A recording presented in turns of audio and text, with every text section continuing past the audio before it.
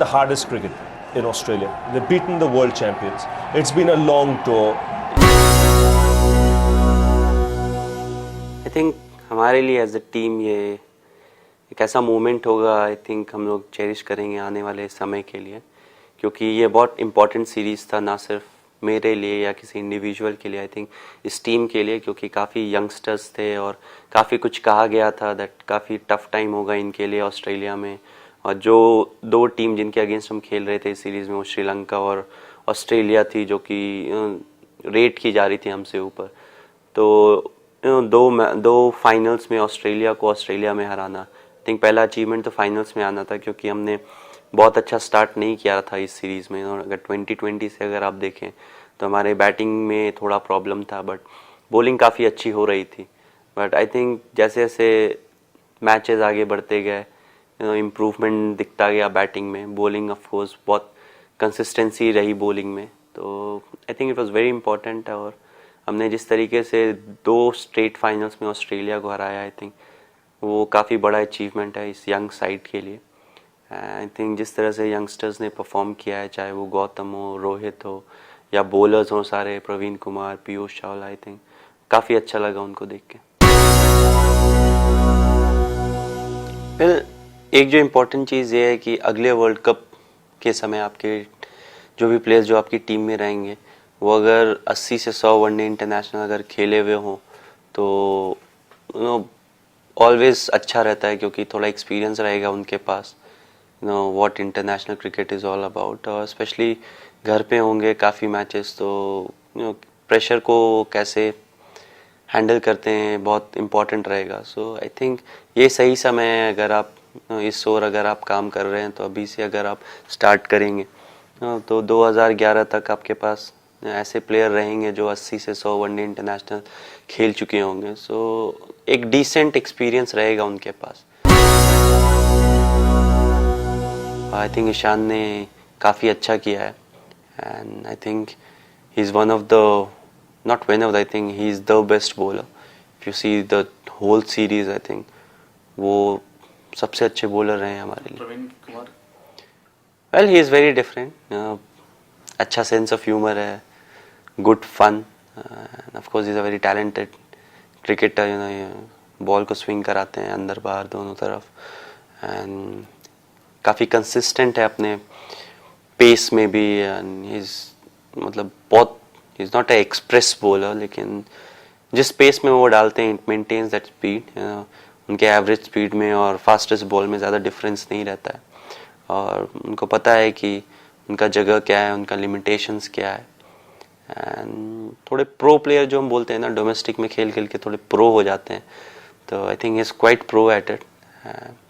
I think is a good asset, अगर वो अभी थोड़ी बैटिंग पे और मेहनत करें तो I think he will be that like allrounder. जैसा इरफान है वैसा एक प्रवीण कुमार भी अगर आपके पास हो जाएगा, तो यू कैन अफोर्ड टू ज़्यादातर आप 5 बॉलर से फिर खेल पाएंगे। पहली झलक में बाउरल भी ऑस्ट्रेलिया के किसी छोटे शहर जैसा दिखता है, लेकिन जरा ठहर के देखें तो समझ में आता है कि बाउरल देश के चुनिंदा पर्यटन स्थलों में शामिल है। खासकर क्रिकेट के दीवानों के लिए तो ये मक्का से कम नहीं है। यहीं सर डॉन ब्रैडमैन का बचपन गुजरा। बचपन से लेकर सितारा बनने तक की उनकी झलक इस शहर में मिलती है।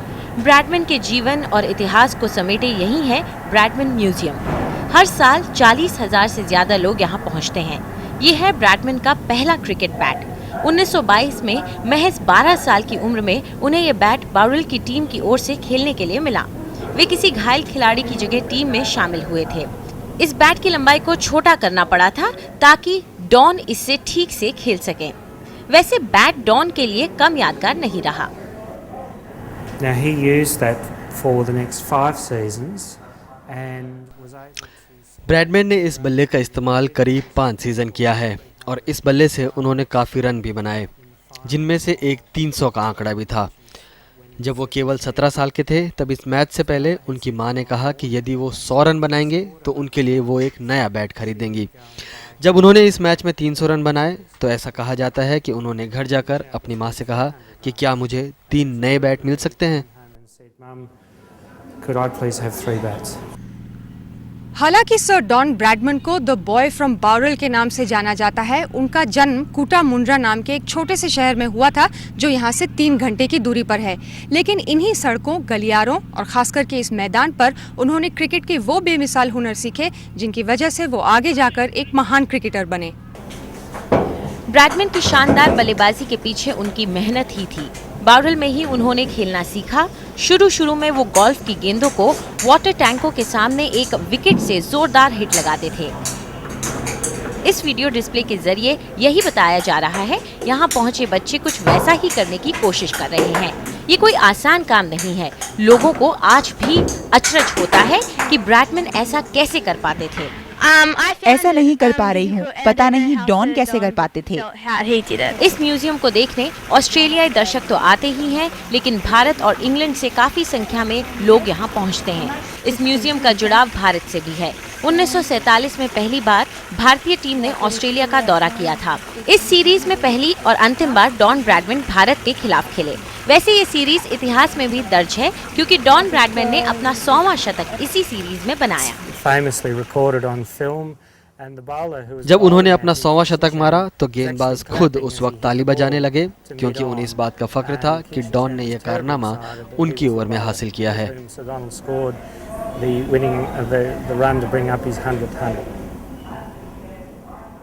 डॉन खुद चाहते थे कि म्यूजियम में उनके जीवन से जुड़ी चीजों के साथ साथ क्रिकेट इतिहास को भी जगह दी जाए। हालांकि यहाँ पहुँचने वाले डॉन के बारे में ज्यादा से ज्यादा जानना चाहते हैं। The other thing they want to see and know about is, as I said earlier, what he is and was like as a person. I am often asked, did I ever meet him? And unfortunately I didn't. He died before I. मैं उनसे अपनी जिंदगी में कभी नहीं मिला, लेकिन दुनिया में करोड़ों लोगों की तरह मैंने उनके बारे में बहुत कुछ पढ़ा है, बहुत कुछ सुना है और उनकी जिंदगी से मैंने बहुत कुछ सीखा है, क्योंकि वो एक महान इंसान थे। To learn more about Bradman because he's someone who we all learn from in a very positive way because of the way he lived his life and the way he played his cricket. Museum का एक खास हिस्सा Bradman Oval भी है। हालांकि ये ऐसा नहीं है जैसा ब्रैडमन के जमाने में हुआ करता था। उन दिनों में इसे ग्लेब विकेट के नाम से जाना जाता था। डॉन ब्रैडमन इसे पार कर ही अपने स्कूल पहुंचते थे। स्कूल इसी म्यूजियम से सटा है। After all, अपने व्यस्त भरे जीवन के बाद डॉन चाहते थे कि वो अपने जीवन का आखिरी समय इस जगह पर बिताएं। यहाँ तक कि उन्होंने ये भी इच्छा जाहिर की कि उनकी चिता की कुछ राख इस मैदान पर छिड़की जाए। इसीलिए इसे केवल एक क्रिकेट मैदान नहीं माना जाता, बल्कि क्रिकेट जगत की आत्मा माना जाता है, क्योंकि यहाँ पर एक महान बल्लेबाज बस रहे थे।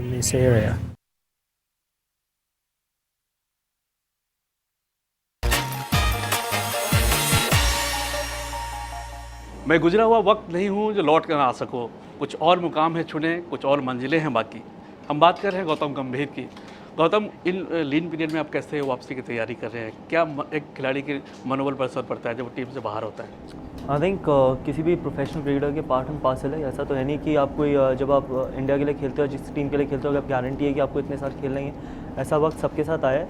सभी लोग जितने ग्रेड्स हुए हैं वो भी ड्रॉप हुए हैं, तो इसका मतलब ये नहीं है कि आप कम बैक नहीं कर सकते। और जब आप आपने जब क्रिकेट स्टार्ट करी थी तो आप यही सोच के क्रिकेट स्टार्ट करते थे कि कहीं पर भी आप खेलो, आप रन बनाओ।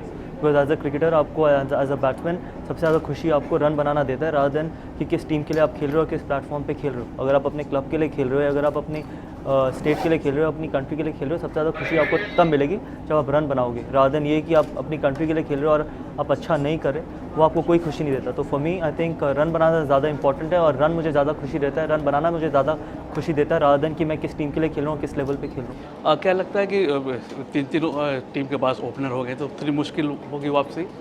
इसको आप कैसे देखते हैं? कितना मजबूत और आपका निश्चय होता है? आई थिंक कंपटीशन किसी भी चीज़ के लिए अच्छा है, और कंपटीशन हर स्पोर्ट में अच्छा है और हर फील्ड के लिए अच्छा है। अगर आपके पास कंपटीशन होगा तो वो आपको हमेशा टोस पे रखता है, और टोस पे रखना भी चाहिए, बिकॉज आप अपनी प्लेस कभी भी ग्रांटेड के लिए नहीं ले सकते। तो इम्पॉर्टेंट थिंग यही है कि आप मेहनत करते रहिए और जहाँ पर भी खेलें रन बनाएं। चैंपियंस ट्रॉफी हो रही है, पाकिस्तान के साथ मुकाबला है, और मुकाबलों से ये कैसे अलग होता है खिलाड़ी के लिए पाकिस्तान के साथ जो मुकाबला होता है? बिल्कुल भी नहीं। आई थिंक पाकिस्तान के साथ मुकाबला बिल्कुल अलग नहीं होता। आई थिंक जिस भी टीम के आप अगेंस्ट खेलते हो, अब यही कोशिश करते हो कि आप मैच जीतो। अगर आप बांग्लादेश या जिम्बाब्वे के अगेंस्ट भी खेल रहे हो तो आपको तब भी मेहनत करनी पड़ेगी जीतने के लिए। ऐसा तो है नहीं कि आप जिम्बाब्वे और बांग्लादेश आपको प्लेटर पे दे देगी कि और हमारे को हरा दो। आप किसी भी टीम के अगेंस्ट खेलते हो, आपको मेहनत करनी पड़ेगी और अच्छी क्रिकेट खेलनी पड़ेगी। तो पाकिस्तान के लिए I think media hype create करता है, हमारे लिए तो उतना ही इंपॉर्टेंट गेम है एज अ प्रोफेशनल क्रिकेटर के लिए कि जैसा आज वेस्ट इंडीज़ के अगेंस्ट है। तो अगर आप हर गेम को उतना ही सीरियसली लोगे तो ऑब्वियसली आपको बेटर आप चांसेस है जीतने के। जिस लय और रिदम में टीम दिखती है उससे लगता है आपको कि उम्मीद है ट्रॉफी जीतने की?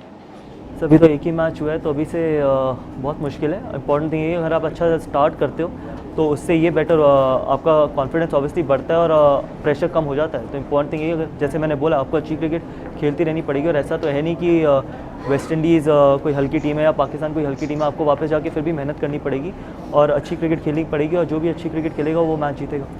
रीबॉक से जो एसोसिएशन है आपको इसके बारे में कुछ बताएं। आई थिंक रीबॉक के साथ मेरा सबसे लंबा एसोसिएशन रहा। जिस तरीके का आई थिंक उन्होंने, अगर आप कभी भी स्टोर में घुसते हो तो आपको ऐसी फील आती है कि आप स्टोर में नहीं, आप किसी जिम में घुस रहे हो। तो ये एक कॉन्सेप्ट है और ये एक आपको डिफरेंट एनर्जी देता है। आप वैसे किसी भी स्टोर पे जाओ तो आपको सिर्फ स्टोर की फील आती है, बट अगर आप इस स्टोर में आओ तो आपको ऐसी फील आती है कि आप एक जिम में घुस रहे हो। जो अगर आप जिम में घुसोगे तो आपको बेटर एनर्जी होगी, ज़्यादा एनर्जी होगी। तो आई थिंक ये एक अच्छा कॉन्सेप्ट है। एक आखिरी सवाल है, क्या स्पॉट फिक्सिंग से लगता है आपको क्रिकेट की छवि दागदार हुई है?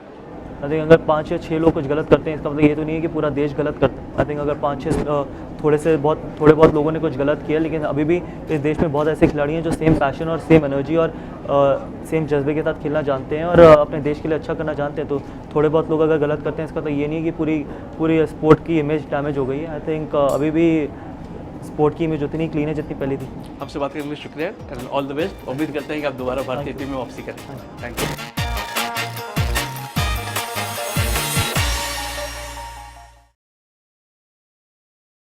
दिल्ली के जवाहरलाल नेहरू स्टेडियम में एफ्रो एशियन और एथेंस ओलंपिक्स के क्वालिफाइंग मुकाबलों के लिए नई टीम बनाने की कवायद शुरू हो चुकी है, लेकिन ये कैंप चल रहा है एक अदद फिजिकल ट्रेनर की देखरेख में। महिला हॉकी संघ का मानना है कि कंडीशनिंग कैंप में कोच की ज़रूरत नहीं। कोच की कोई इस कैंप में कोई ज़रूरत नहीं होती, क्योंकि दरअसल बात यह है कि इस वक्त हम लड़कियों को ग्राउंड में नहीं लेके जाना चाहते हैं, ना ही किसी किस्म की हम उनको हॉकी के साथ कोई ड्रिल या एक्सरसाइज देना चाहते हैं। इस वक्त कोच जो है, हमारी मीटिंग है नेक्स्ट वीक, प्रेसिडेंट आ रही हैं और उसके बाद हम लोग डिसाइड करेंगे हमारा नेशनल कोच। मगर खुद फिजिकल ट्रेनर और खिलाड़ियों का कहना है कि जब तक कोच और फिजिकल ट्रेनर एक साथ काम नहीं करते, बेहतर नतीजों की उम्मीद नहीं की जा सकती। इससे अजीब बात क्या हो सकती है कि टीम के साथ नियमित कोच भी नहीं है। Of course, there has to be a lot of coordination between the coach and physical trainer, because the training which has to be programmed totally depends upon the physical trainer, the periodization of the training and even programming of the competitions, how much should be the load, all these things has to be calculated, and then only it has to be executed. अभी तो काफ़ी दूर है, लेकिन हम लोग coach कमी का बहुत महसूस हो रहा है, लेकिन हम लोग को ज़्यादा ही फिटनेस में ध्यान दे रहे हैं इसलिए। फिजिकल फिटनेस भारतीय टीम की पुरानी समस्या रही है। पिछले साल कॉमनवेल्थ खेलों में स्वर्ण पदक जीतने के बाद एशियाई खेलों में भारत का प्रदर्शन बेहद खराब रहा। कारण दोनों टूर्नामेंट के बीच समय का अंतर बहुत कम था, जिसकी वजह से खिलाड़ी अपनी फिटनेस बरकरार नहीं रख पाए। इसलिए इस बार कैंप अभी से शुरू कर दिया गया है। वैसे भी घरों पर रहकर खिलाड़ी फिटनेस पर ध्यान नहीं दे पाते। 28 अप्रैल से चल रहे इस कैंप में पिछली राष्ट्रीय टीम के सिर्फ 10 खिलाड़ी हैं। बाकी खिलाड़ियों को अंतर्राष्ट्रीय मैच खेलने का अनुभव नहीं है। अभी तो जैसे वैसे हमारा पहले टीम था एशियन गेम्स और कॉमनवेल्थ, तो उसमें काफ़ी सीनियर्स वगैरह निकल गए हो, तो अभी फिर टीम बनना है तो हम लोगों को फिटनेस बहुत ज़रूरी है। जैसे हमारा सीनियर्स के साथ जैसे 6-7 अभी है, तो उनके साथ हम लोग जूनियर्स लेके आना है, तो हमारा साथ फिटनेस बहुत ज़रूरी है। फिजिकल फिटनेस के लिए ऐसी कवायद तो ज़रूरी है, साथ ही खिलाड़ियों के दमखम के लिए बेहतर खुराक भी कम ज़रूरी नहीं। मगर इस कंडीशनिंग कैंप की कंडीशन ये है कि यहाँ पीने के लिए साफ पानी तक नसीब नहीं है। थोड़ा बहुत कि पानी की बहुत प्रॉब्लम होती है, मेन प्रॉब्लम पानी की है। वैसे तो यहाँ डाइट सब अच्छी है। क्यों नहीं पदक जीत पाते हैं भारतीय खिलाड़ी? भारतीय हॉकी टीम यहाँ बगैर कोच की ट्रेनिंग ले रही है। जाहिर है कोच और फिजिकल ट्रेनर में कोई कोऑर्डिनेशन नहीं है, ऐसे में पदक की आस बेमानी हो जाती है। दिल्ली से संजय किशोर, एनडीटीवी इंडिया के लिए। सब एनडीटीवी से बात करने के लिए शुक्रिया। अपने ज़माने और आज के ज़माने क्रिकेट में आप कितना फ़र्क पाते हैं और क्या फ़र्क पाते हैं? बहुत बड़ा फ़र्क है। देखिए हमारे ज़माने में क्रिकेट में ये जो वनडे चल रही है आजकल, एक दिवसीय जो खेल होता है, वो हमारे ज़माने में नहीं था। सिर्फ टेस्ट मैच हुआ करते थे। और हमारे ज़माने में आज के क्रिकेट में एक सबसे बड़ी कमी पाई जाती है कि टीम में ऑलराउंडर्स नहीं है, और ऑलराउंडरों का टीम में होना बहुत ज़रूरी होता है। हमारे ज़माने में जब मैं खेलता था तो हमारे ज़माने में हमारी टीम में 4-4, 5-5 ऑलराउंडर्स हुआ करते थे। दुरानी साहब, आपने भले ही वनडे मैच नहीं खेला, लेकिन आप अपने ज़माने में छक्कों के उस्ताद माने जाते थे और कहा जाता था कि आप पब्लिक डिमांड पर छक्के लगाया करते थे। कितनी सच्चाई है इसमें? ये कुछ हद तक तो ठीक है। मेहनत भी बहुत की थी। बचपन से हम लोग जो हम क्रिकेट खेले वहाँ एग्रेसिव क्रिकेट होता था हमारा शुरू से। तो हम तो टेस्ट मैच भी खेलते थे। मैं अकेला नहीं, बुद्धि कुंजम साहब थे, फारूक इंजीनियर, पटौड़ी, बोर्डे, ये सारे जितने खिलाड़ी थे ये सब अटैकिंग प्लेयर थे, वनडे की तरह ही खेलते थे। दुरानी साहब, जो मौजूदा टीम है उसको आप किस तरह से आंकते हैं? नहीं, हमारी टीम, हमारे युवा खिलाड़ी बहुत ही अच्छे हैं। अभी आप देखिए, जैसे सहवाग हैं, राहुल द्रविड़, सचिन तेंदुलकर तो है माने हुए विश्व के आज। और हमारी थोड़ी सी स्पिन बॉलिंग और अच्छी होनी चाहिए। ये मुरली कार्तिक जो लड़का है लेफ्ट आर्म बॉलर, हालांकि उसको भी टीम में शामिल नहीं किया इस बार, लेकिन मैं समझता हूँ बहुत प्रॉमिसिंग है। तो हमारे पास 1-2 अच्छे स्पिनर्स हों और वो भी ऑलराउंडर के, जो बल्लेबाजी भी कर सकें, बैटिंग भी कर सकें, तो टीम बड़ी अच्छी है, टैलेंट है। क्या मानते हैं कि भारत को तेज पिचेज बनानी चाहिए, या भारत को अपने जो स्ट्रेंथ रहा है आज तक स्पिन का, उस पर कायम रहना चाहिए? देखिए, तेज़ विकेटें बनाना बहुत ज़रूरी है, लेकिन तेज़ विकेट का मतलब ये नहीं, क्रिकेट में हमेशा पिचें ऐसी होनी चाहिए जो 60% बैट्समैन के लिए हो, 40% कम से कम गेंदबाजों के लिए होनी चाहिए। तो तेज़ गेंद के तेज़ अगर पिच है तो इसका मतलब ये नहीं है कि स्पिनर बॉलिंग नहीं कर पाते। जो भारतीय टीम ऑस्ट्रेलिया गई है, तो आपको क्या लगता है किस तरह का परफॉर्मेंस रहेगा इंडिया टीम का ऑस्ट्रेलिया में? हाँ, तो वो तो है ही कि हमारी टीम वहाँ गई है तो एक एडवांटेज तो ऑस्ट्रेलिया की टीम को ही रहेगा, क्योंकि वो उनका होम ग्राउंड है वो। और दूसरी, वहाँ की पिचें वही तेज़ पिचें होंगी जिसके अंदर काफ़ी उछाल होगा। तो इसका मतलब ये नहीं है कि हमारे लड़के अच्छा नहीं करेंगे, लेकिन फिर भी एक अच्छा कठिन मुकाबला है ऑस्ट्रेलिया के सामने। आप टीम को कोई टिप्स देना चाहेंगे? टीम ये अपनी नेचुरल गेम खेले और कंसंट्रेशन की बहुत ज़रूरत है, अपने आप को फिट रखें वहाँ पर। दुरानी साहब, NDTV से बात करने के लिए बहुत बहुत शुक्रिया। Thank you. में जिस खिलाड़ी पर सबसे ज़्यादा नज़र होगी वो है सचिन तेंदुलकर। हमसे बातचीत करने के लिए सचिन तेंदुलकर मौजूद है। सचिन, आपका बल्ला दोबारा बोल रहा है, कितने कॉन्फिडेंट हैं आप? काफ़ी कॉन्फिडेंट फील कर रहा हूँ। इस इंजरी के बाद वापसी करना मुश्किल था। 5 महीने बीच में काफ़ी कठिन थे, लेकिन काफ़ी सारे लोगों ने मुझे हेल्प की है, डॉक्टर्स, फिजियोस, फैमिली, सब ने। तो आई थिंक इनके गुड विशेस से गाड़ी वापस ट्रैक पे आ रही है। कहा जा रहा है कि जिस तरह अमिताभ बच्चन अपनी दूसरी पारी खेल रहे हैं, उस तरह सचिन तेंदुलकर की भी दूसरी इनिंग शुरू हुई है और वर्ल्ड कप के लिए भारतीय टीम को बहुत मददगार साबित हुई। क्या आप किस तरह आप लेते हैं इसको? कंपैरिजन तो ये दोनों अलग फील्ड है। वो अमिताभ जी का फील्ड अलग है, क्रिकेट अलग है। कंपैरिजन होनी भी नहीं चाहिए, क्योंकि एक्टिंग अलग बात है, खेलना अलग बात है। कोशिश तो यही रहेगी, उनका एग्जाम्पल ले सकते हैं कि सेकंड इनिंग्स जब शुरू हुई उनकी, तो काफ़ी बहुत एक बड़ा इम्पैक्ट उन्होंने क्रिएट किया। और मेरा तो यही कोशिश रहा है पहले से कि मैं हर बार जब भी ग्राउंड पे जाता हूँ तो पूरी तरह से कोशिश करना और पूरा एफर्ट लगाना इज़ मोर इम्पोर्टेंट। आगे जो होता है वो that is a different issue, but मेरी तरफ से अगर मैं पूरी तरह से कोशिश कर रहा हूँ तो I am doing a good job. आखिरी सवाल, सबसे बड़ी चुनौती क्या लगती है आपको चैंपियंस ट्रॉफी में? आई थिंक सभी के अगेंस्ट खेलना it's going to be challenging, क्योंकि आपको एक ही ख़राब दिन लगता है मैच हारने के लिए, और अगर उस दिन अगर आप फुल्ली प्रिपेयर्ड नहीं हो तो फिर काफ़ी मुश्किल हो जाएगा। तो यही हम कोशिश करेंगे कि हम हर दिन उसी तरह से उतने ही फोकस रहेंगे और उतने ही चार्ज अप रहेंगे और अच्छा परफॉर्मेंस जाके करेंगे। हमसे बातचीत करने के लिए शुक्रिया। कप्तान राहुल द्रविड़ हमारे साथ मौजूद है। उनसे पूछते हैं चैंपियंस ट्रॉफी की संभावनाओं के बारे में। राहुल, किस तरह की इस बार तैयारी है, क्योंकि हाल के वर्षों में भारत का प्रदर्शन उतना अच्छा नहीं रहा वनडे में खासकर। एक साल में काफ़ी अच्छा हुआ, लास्ट 2 महीने में भी इतना अच्छा नहीं हुआ हमारा परफॉर्मेंस, तो एक्चुअली पर हम पूरी कोशिश करेंगे कि इस टूर्नामेंट में अच्छा परफॉर्मेंस किया जाए। ओपनिंग पेयर को लेकर काफ़ी फेरबदल चलते रहा, तो आपका क्या मानना है कि अब ओपनिंग पेयर फिक्स होना चाहिए, क्योंकि वेंगसरकर ने भी कहा था कि ज़्यादा फेरबदल अब नहीं करना चाहिए कि वर्ल्ड कप काफ़ी समीप आ गया है। हाँ, आपको पता चलेगा 15 को कौन ओपन करेगा, आप ज़रूर आइए और पता कीजिए। आखिरी सवाल राहुल, सबसे बड़ी चुनौती क्या नज़र आती है आपको? हमको अच्छी क्रिकेट खेलनी होगी इस टूर्नामेंट में, पूरे टूर्नामेंट में अच्छी क्रिकेट खेलनी होगी और कंसिस्टेंटली अच्छी क्रिकेट खेलनी होगी, क्योंकि सब टीमें इस टूर्नामेंट में काफ़ी तैयारी के साथ और अच्छी क्रिकेट खेल सकते हैं। ये मैं मानता हूँ कि इस टूर्नामेंट में जो 8 टीम होंगी फाइनली, कोई भी टीम ऑन द डे इस टूर्नामेंट को जीत सकता है। तो हमें ये देखना है कि हम क्लोजिंग स्टेजेस, सेमीफाइनल्स, फाइनल्स तक पहुँचे और हम एक ऐसे पोजीशन में आए जैसे हम ट्रॉफी के लिए अच्छी परफॉर्मेंस के साथ जीत सकते हैं। वर्ल्ड कप के लिए कितना महत्वपूर्ण है टूर्नामेंट? मतलब महत्वपूर्ण ज़रूर है, क्योंकि 7-8 टीमें हैं, तो ज़रूर वो चाहेंगे कि अपने आप की जो स्ट्रेंथ्स है वो देखें कि क्या स्ट्रेंथ्स और वीकनेसेस है अपने आप की दूसरी टीमों की, तो काफ़ी महत्वपूर्ण। हमसे बात करने में शुक्रिया। क्रिकेट भी अछूता नहीं रहा है, भारत क्रिकेट का पावर हाउस है, लेकिन इस वक्त कोई भी विदेशी टीम यहाँ आने से कतरा रही है। इस बारे में बातचीत करने के लिए हमारे साथ मौजूद है पठान ब्रदर्स।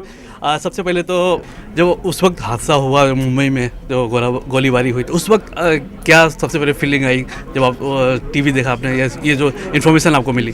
पहले तो दुख हुआ, फिर बाद में गुस्सा भी आया, क्योंकि किसी की भी जान लेने का हक किसी को नहीं है सिवाय ऊपर वाले के। सो आई थिंक बहुत बुरा हुआ जो हुआ, इट्स वेरी सैड। बस जिस सोच के बहुत बुरा लगता है कि जिनकी फैमिली के जो लोग लॉस्ट हुए, जितने वहाँ पे गुजर गए, शहीद हुए, उनके फैमिली को सोच के बहुत बुरा लगता है। और डेफिनेटली इन फ्यूचर जितना जल्दी हो सके कुछ ना कुछ करेंगे उनके लिए। यूसुफ, आप क्या कहना चाहेंगे जो इस तरह से जो हादसे होते हैं, इस पर क्या कोई संदेश देना चाहेंगे? आप आइकन हैं, दोनों भाई आइकन हैं इंडिया के। नहीं, एक्चुअली बहुत दुख की बात है कि इस तरह से हादसे होते हैं। हम लोग सिर्फ बैठ के बात कर सकते हैं, लेकिन जिनके साथ ये हादसे हुए उनके लिए बहुत ही दुख की बात है, और साथ ही साथ हमारे लिए भी बहुत दुख की बात है कि इस तरह से हादसे होते हैं। इरफान, पहले दूसरे देशों में लोग विदेशी टीमें नहीं जाना चाहते थे, लेकिन भारत में पहली बार पावर हाउस कहा जाता है भारतीय क्रिकेट को, तो क्या इस पावर हाउस पर डेंट लगा है इस आतंकवादी हमले से? देखिए, टाइम के साथ इंशाल्लाह सब ठीक होगा, और ये पूरी दुनिया देखेगी, सब इंशाल्लाह सब ठीक होगा। इंग्लैंड की टीम इस वक्त कहा जा रहा है कि सेकेंड बी ग्रेड जो टीम है, जो सीनियर खिलाड़ी है वो नहीं आना चाहते, लेकिन जब दूसरी दर्जे की जब टीम आएगी तो क्या उसी तरह की कंपटीशन देखने को मिलेगा? देखिए, अभी तक कोई कंफर्मेशन आई नहीं है, जब तक कंफर्म आएगी फिर ज़रूर बात करेंगे इसके बारे में। आप क्या कोई संदेश देना चाहेंगे जो देशवासियों को? नहीं, यही कि थोड़ा सावचेती बरतें, थोड़ा ध्यान रखें, और कभी भी कोई भी चीज़ एंड ऑफ द डे हम सब लोगों को ब्लेम करते, लेकिन हम लोग को भी इस मामले में कुछ करना पड़ेगा। अगर हम लोग को किसी के पास कोई भी इन्फॉर्मेशन है, ऑब्वियसली गवर्नमेंट को दीजिए, या कुछ भी है, कोई भी चीज़ में आपको गड़बड़ी लग रही है, तो हमको एक दूसरे को सचेत करना चाहिए, बात करनी चाहिए उसके बारे में, और एक दूसरे को हेल्प करना चाहिए।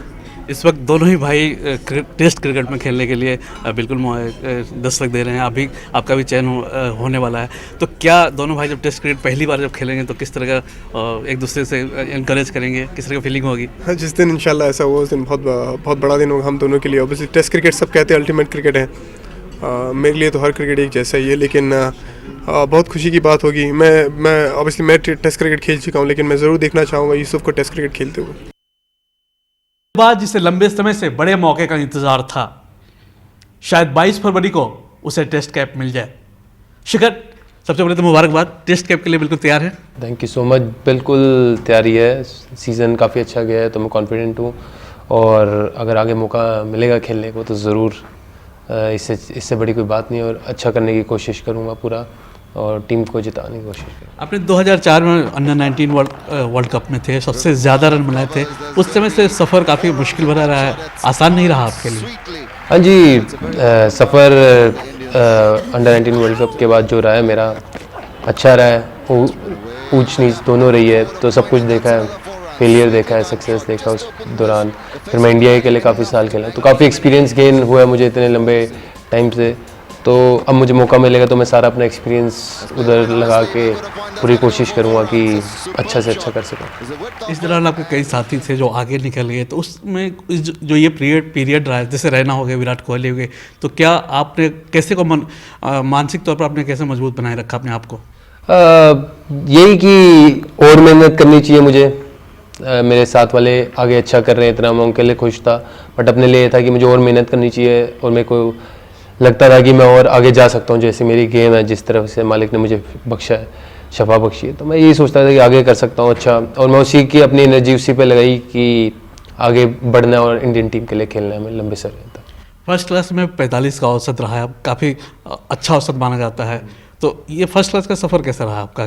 फर्स्ट क्लास का सफ़र काफ़ी अच्छा रहा है कि मेरे को 7-8 साल हो गए फर्स्ट क्लास खेलते हुए, तो काफ़ी 1-2-3 साल ऐसे भी देखे जिसमें मेरे रन नहीं बने, काफ़ी साल ऐसे हैं जिसमें रन बने, तो काफ़ी अच्छा एक्सपीरियंस है। डोमेस्टिक मेरे लिए बहुत मायने रखती है, और मैं जितना भी मेरा आज एक्सपीरियंस है मेरे डोमेस्टिक से है, तो जब भी मैं आगे अब मुझे खेलने का मौका मिलेगा तो मैं बिल्कुल तैयार हूँ और अच्छा करने के लिए बिल्कुल तैयार हूँ। आपने इस सीज़न में 833 रन बनाए हैं, पूरी तरह कॉन्फिडेंट थे इस बार? हाँ जी, हाँ नहीं, कॉन्फिडेंट तो मैं हमेशा से ही रहता था, बट ये था कि हाँ एक मैच्योरिटी लेवल अलग था इस बारी, और क्रिकेट सेंस ज़्यादा थी, तो सारी चीज़ें वर्क हुई, हार्ड वर्क मैं शुरू से करता ही आया हूँ, तो जब वो दोनों चीज़ों का मिक्सचर हुआ तो काफ़ी अच्छी परफॉर्मेंस निकली और मैं खुश था अपनी। ईरानी ट्रॉफी में जो परफॉर्मेंस था उसके बाद पूरी तरह में जग गई थी। हाँ बिल्कुल, ईरानी ट्रॉफी में भी मेरी ठीक परफॉर्मेंस रही, पहले इनिंग में 63 किए थे, तो काफ़ी अच्छा रहा। जैसे चैलेंजर खेला, दिलीप ट्रॉफी खेला, रणजी खेला, तो हर एक टूर्नामेंट में मेरे सेंचुरीज बनाई है, रन बनाए, तो आई एम रियली हैप्पी।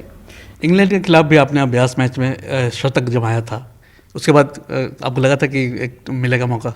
हाँ, इंग्लैंड मैच के में मेरा काफ़ी अच्छा शतक रहा था, और हमारी टीम जीत की थी, दिल्ली टीम इंग्लैंड टीम को हराया था, तो काफ़ी अच्छा हुआ था।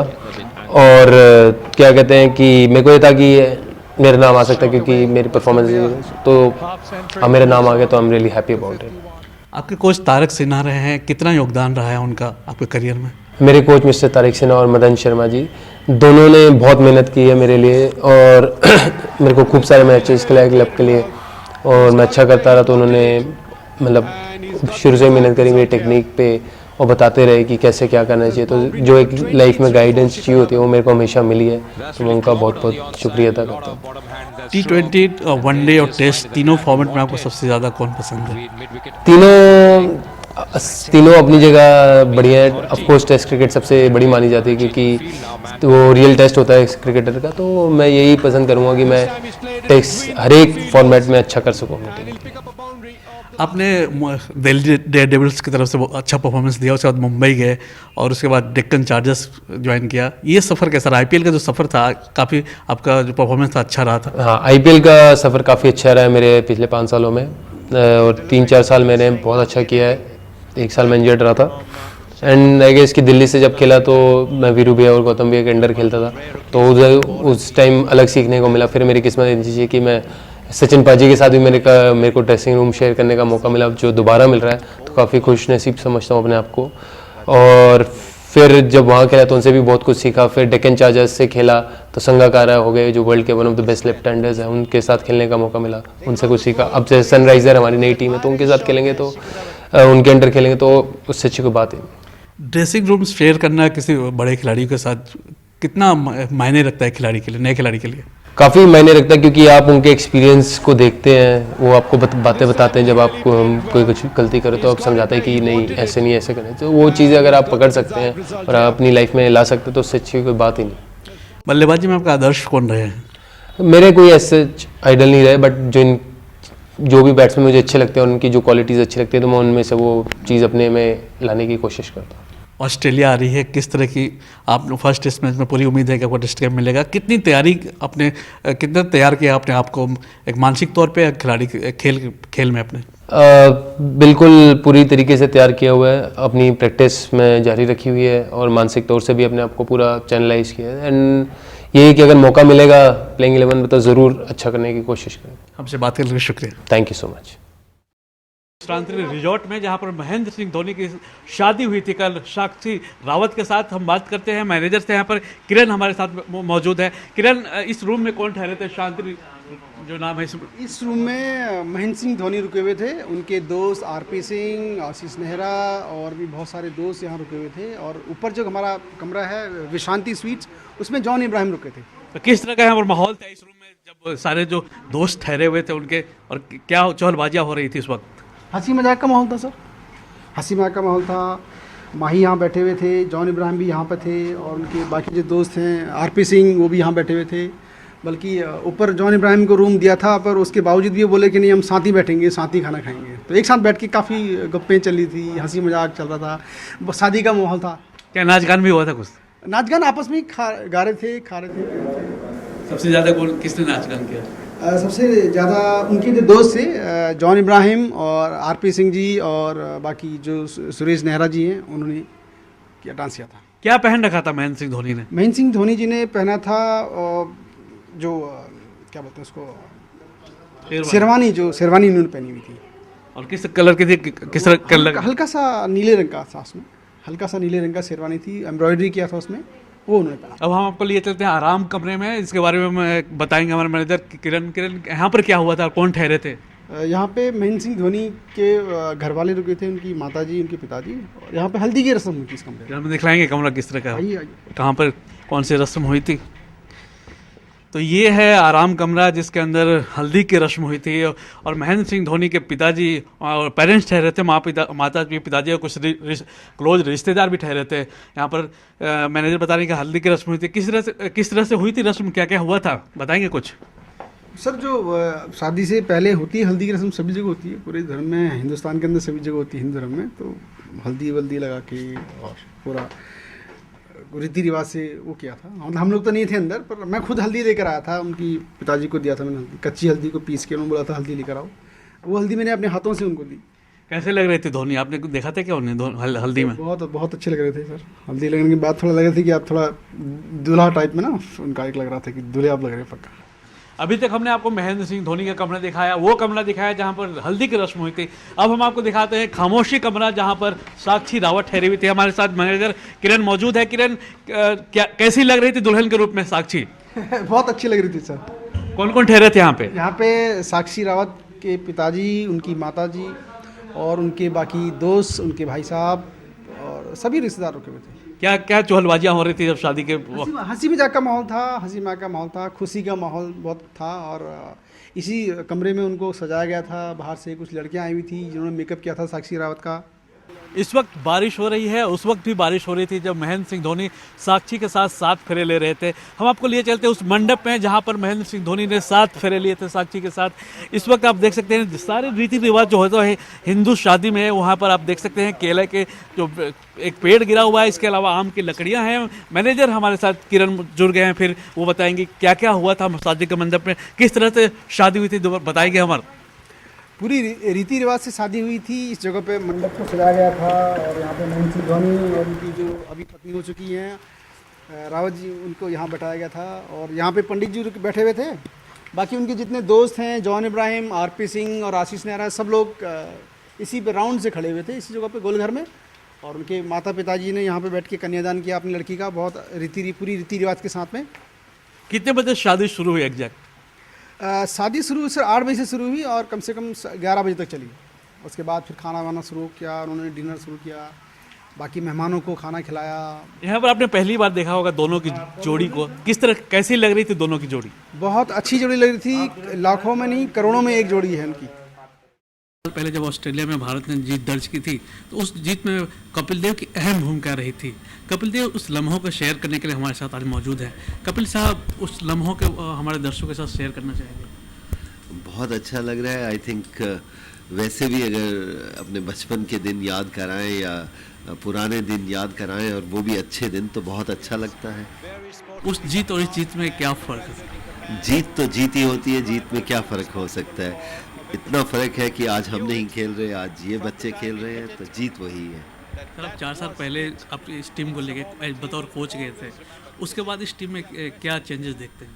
I think now they are much more mature and they are more determined. I think this is the biggest change, and I think they played so well in last 2 years. The confidence is coming back.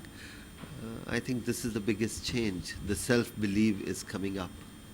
Kapil साहब खुद गेंदबाज रहे हैं, क्या आपको ऐसा नहीं लगता है कि भारतीय गेंदबाजों को अंडर एस्टिमेट किया जाता है? आई थिंक अंडर एस्टिमेट किया जाता है क्योंकि हमने इतने मैचेस जीते नहीं हैं। अगर नहीं जीते तो नेचुरली उसको अंडर एस्टिमेट किया जाता है। आप ये नहीं कह सकते अच्छे और मैच ना जीते।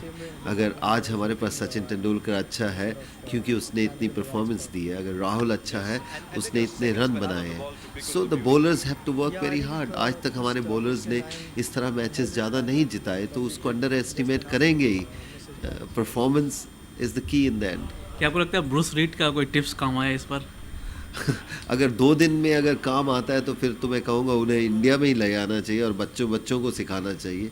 आई थिंक एक दिन के लिए या एक टेस्ट में तो मैं उनको क्रेडिट नहीं देना चाहता, लेकिन अच्छा है अगर उसके साथ टीम खुश है और वो मेहनत कर रहा है और जिसमें हमारे देश की भलाई है, तो हमें किसी चीज़ की आपत्ति नहीं होनी चाहिए, दुख नहीं होना चाहिए। देश का भला है तो हम सबका भला है, पर इतनी जल्दी क्रेडिट देना सही नहीं है। अगर कल कुछ हार जाते हैं तो आप क्रेडिट वापस लेंगे, वो भी ठीक नहीं है। सर 1997 में मिडिल ऑर्डर वेस्ट इंडीज़ में 120 रन नहीं कर पाया था। इस बार क्या चेंजेस क्या आ गए? ज़्यादा उम्मीद भी नहीं थी टीम जब ऑस्ट्रेलिया गई थी तो। I think they are very matured now. I think जब 28 से 32 साल की उम्र आती है किसी बैट्समैन की, वो उसका प्राइम टाइम होता है, बड़ी मैच्योरिटी होती है, क्योंकि रश ऑफ द ब्लड भी नहीं होता कि चलो गर्म खून है तो मारना शुरू करो। आई थिंक इस समय ये 4-5 बैट्समैन हमारे बड़े मैच्योर हैं।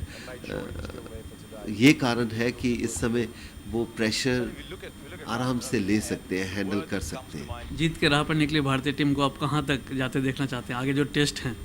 हाँ, मैं चाहूँगा कि दे हैव द एबिलिटी बाहर जाके अगर और मैचेस जीतें तो उसमें बहुत फ़र्क पड़ेगा हमारी नेक्स्ट जनरेशन को, क्योंकि आई थिंक अभी हमारे पास सब कुछ है, एक सेल्फ बिलीव की कमी है। अगर ये बच्चे या ये जो नौजवान आज खेल रहे हैं, अगर वो सेल्फ बिलीव करें, ये क्रिकेट में नहीं या किसी चीज़ में भी करें self believe, we are can be number 1 in sports or in nation or any side. Boxing में पुरुषों के बोलबाले को चुनौती देने के मंसूबे को लेकर रिंग में उतरी थी मणिपुर की MC मैरी कॉम। 4 बार राष्ट्रीय चैंपियनशिप का खिताब जीता। सन 2000 में वर्ल्ड चैंपियनशिप में रजत पदक जीता और फिर वो कर दिखाया जो भारतीय पुरुष मुक्केबाज अब तक नहीं कर पाए हैं। 2002 में तुर्की में हुई वर्ल्ड चैंपियनशिप में 45 किलोग्राम भार वर्ग में MC मैरी कॉम ने स्वर्ण पदक जीतकर दुनिया भर में अपनी मुक्के की ताकत का लोहा मनवाया। लेकिन देश को सबसे बड़ा सम्मान दिलाने के बावजूद देश में उन्हें सम्मान नहीं मिल पा रहा। मैरी कॉम इन दिनों बेहद उदास हैं। अभी मैं बहुत दुखी हूँ क्योंकि मैं वर्ल्ड चैम्पियन हूँ, लेकिन हमारा सरकार ने अर्जुन अवार्ड नहीं दिया। वर्ल्ड चैम्पियनशिप से और क्या कंपटीशन, क्या चैंपियन लाकर अर्जुन अवार्ड मुझे को देगा? मुझे अभी ट्रेनिंग अभी बहुत डाउन हो रही है। 20 साल की मैरी कॉम को सम्मान के बदले ना तो सम्मान मिल रहा है और ना ही कोई इनाम। आज भी उन्हें एक अदद नौकरी की तलाश है। गैर पेशेवर खेल में खिलाड़ी का सपना ही पदक जीतना और सम्मान हासिल करना होता है, और फिर मुक्केबाजी जैसे खेल में महिलाएं मुश्किल से कदम रख पाती हैं। मणिपुर के एक पिछड़े इलाके की मैरी कॉम गरीब परिवार से हैं। माता पिता और 4 भाई बहनों के बड़े परिवार को थोड़ा सहारा देने के लिए उन्होंने बॉक्सिंग को अपनाया। मैं पहले एथलीट किया क्योंकि घर का प्रॉब्लम हो रही है, फिर मैंने बॉक्सिंग को ट्राई करा, फिर ऐसे मेरा अचीवमेंट स्टेप बाय स्टेप आ रहे हैं।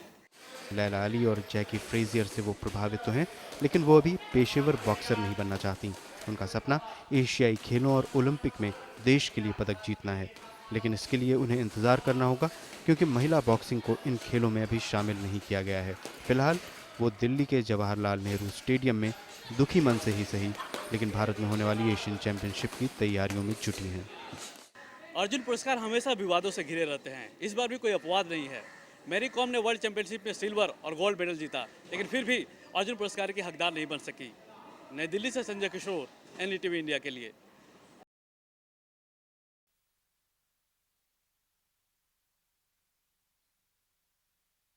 क्या आपको पता है कि ऑस्ट्रेलिया में 1000 से भी ज्यादा वाइन बनाए जाते हैं और यहाँ 58 मुख्य इलाकों में वाइन के लिए अंगूर भी उगाए जाते हैं। अगर आप वाइन के शौकीन हैं और इन सब जगहों का दौरा करना चाहें तो आपको ऑस्ट्रेलिया के अंदर सैकड़ों मील का सफर तय करना होगा। लेकिन इस देश के तमाम वाइन्स को चखने का एक और आसान जरिया भी है एडिलेड का नेशनल वाइन सेंटर। देश भर में बनने वाले शराब के बारे में यहाँ से बेहतर जानकारी कहीं और नहीं मिल सकती, सो हम ऑस्ट्रेलिया में शराब के उत्पादन और कारोबार के बारे में जानने यहाँ पहुँचे। एक नक्शे में शराब उत्पादन इलाकों के बारे में पूरी जानकारी है। जगह जगह लगे साइन बोर्ड और पोस्टरों के जरिए देश में शराब की किस्मों के बारे में बताया गया है। हमने इसके बाद शराब का स्वाद भी जानना चाहा। इसमें हमारी मदद की एरिन ने।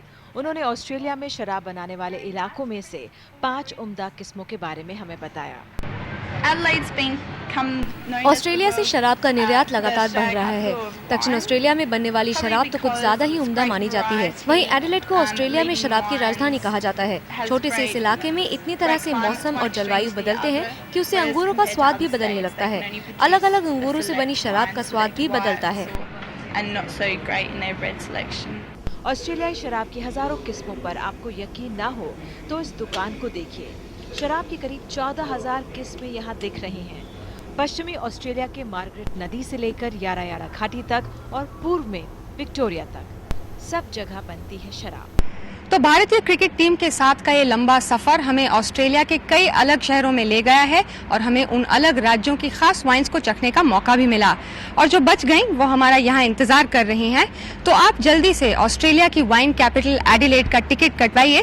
तब तक हम कड़ी मेहनत करते हुए आपको ये बताते हैं कि ऑस्ट्रेलिया का सबसे अच्छा वाइन कौन सा है। एडिलेड के नेशनल वाइन सेंटर से अंजलि दोषी के साथ अनुसया माथुर, NDTV इंडिया के लिए। बालों की चर्चा होती है उतनी ही उनकी छक्कों की भी चर्चा होती है। हमारे साथ है महेंद्र सिंह धोनी जो अपने पहले वर्ल्ड कप के लिए तैयार है। धोनी, स्वागत है आपका इस खास बातचीत में। आपका पहला वर्ल्ड कप खेलने जा रहे हैं। विकेट कीपर बैट्समैन की एक अहम भूमिका है आपके सामने। तैयार हैं पूरी तरह से? पूरी तरह से तैयार हैं और पिछले 2 सीरीज़ में जो हमने किया है, हमारी टीम ने किया है, उसका इम्पैक्ट अभी आने वाले वर्ल्ड कप पे रहेगा। हम लोग अच्छे मोमेंटम में हैं। हमने वेस्ट इंडीज़ और श्रीलंका के साथ अच्छा किया है, तो डेफिनेटली हमारा कॉन्फिडेंस लेवल बहुत ऊंचा है, आप बोल सकते हैं अभी। और हम टूर करके भी आ चुके हैं वेस्ट इंडीज़ का, तो हमें पता है वहाँ पे विकेट्स लो एंड स्लो रहेंगे।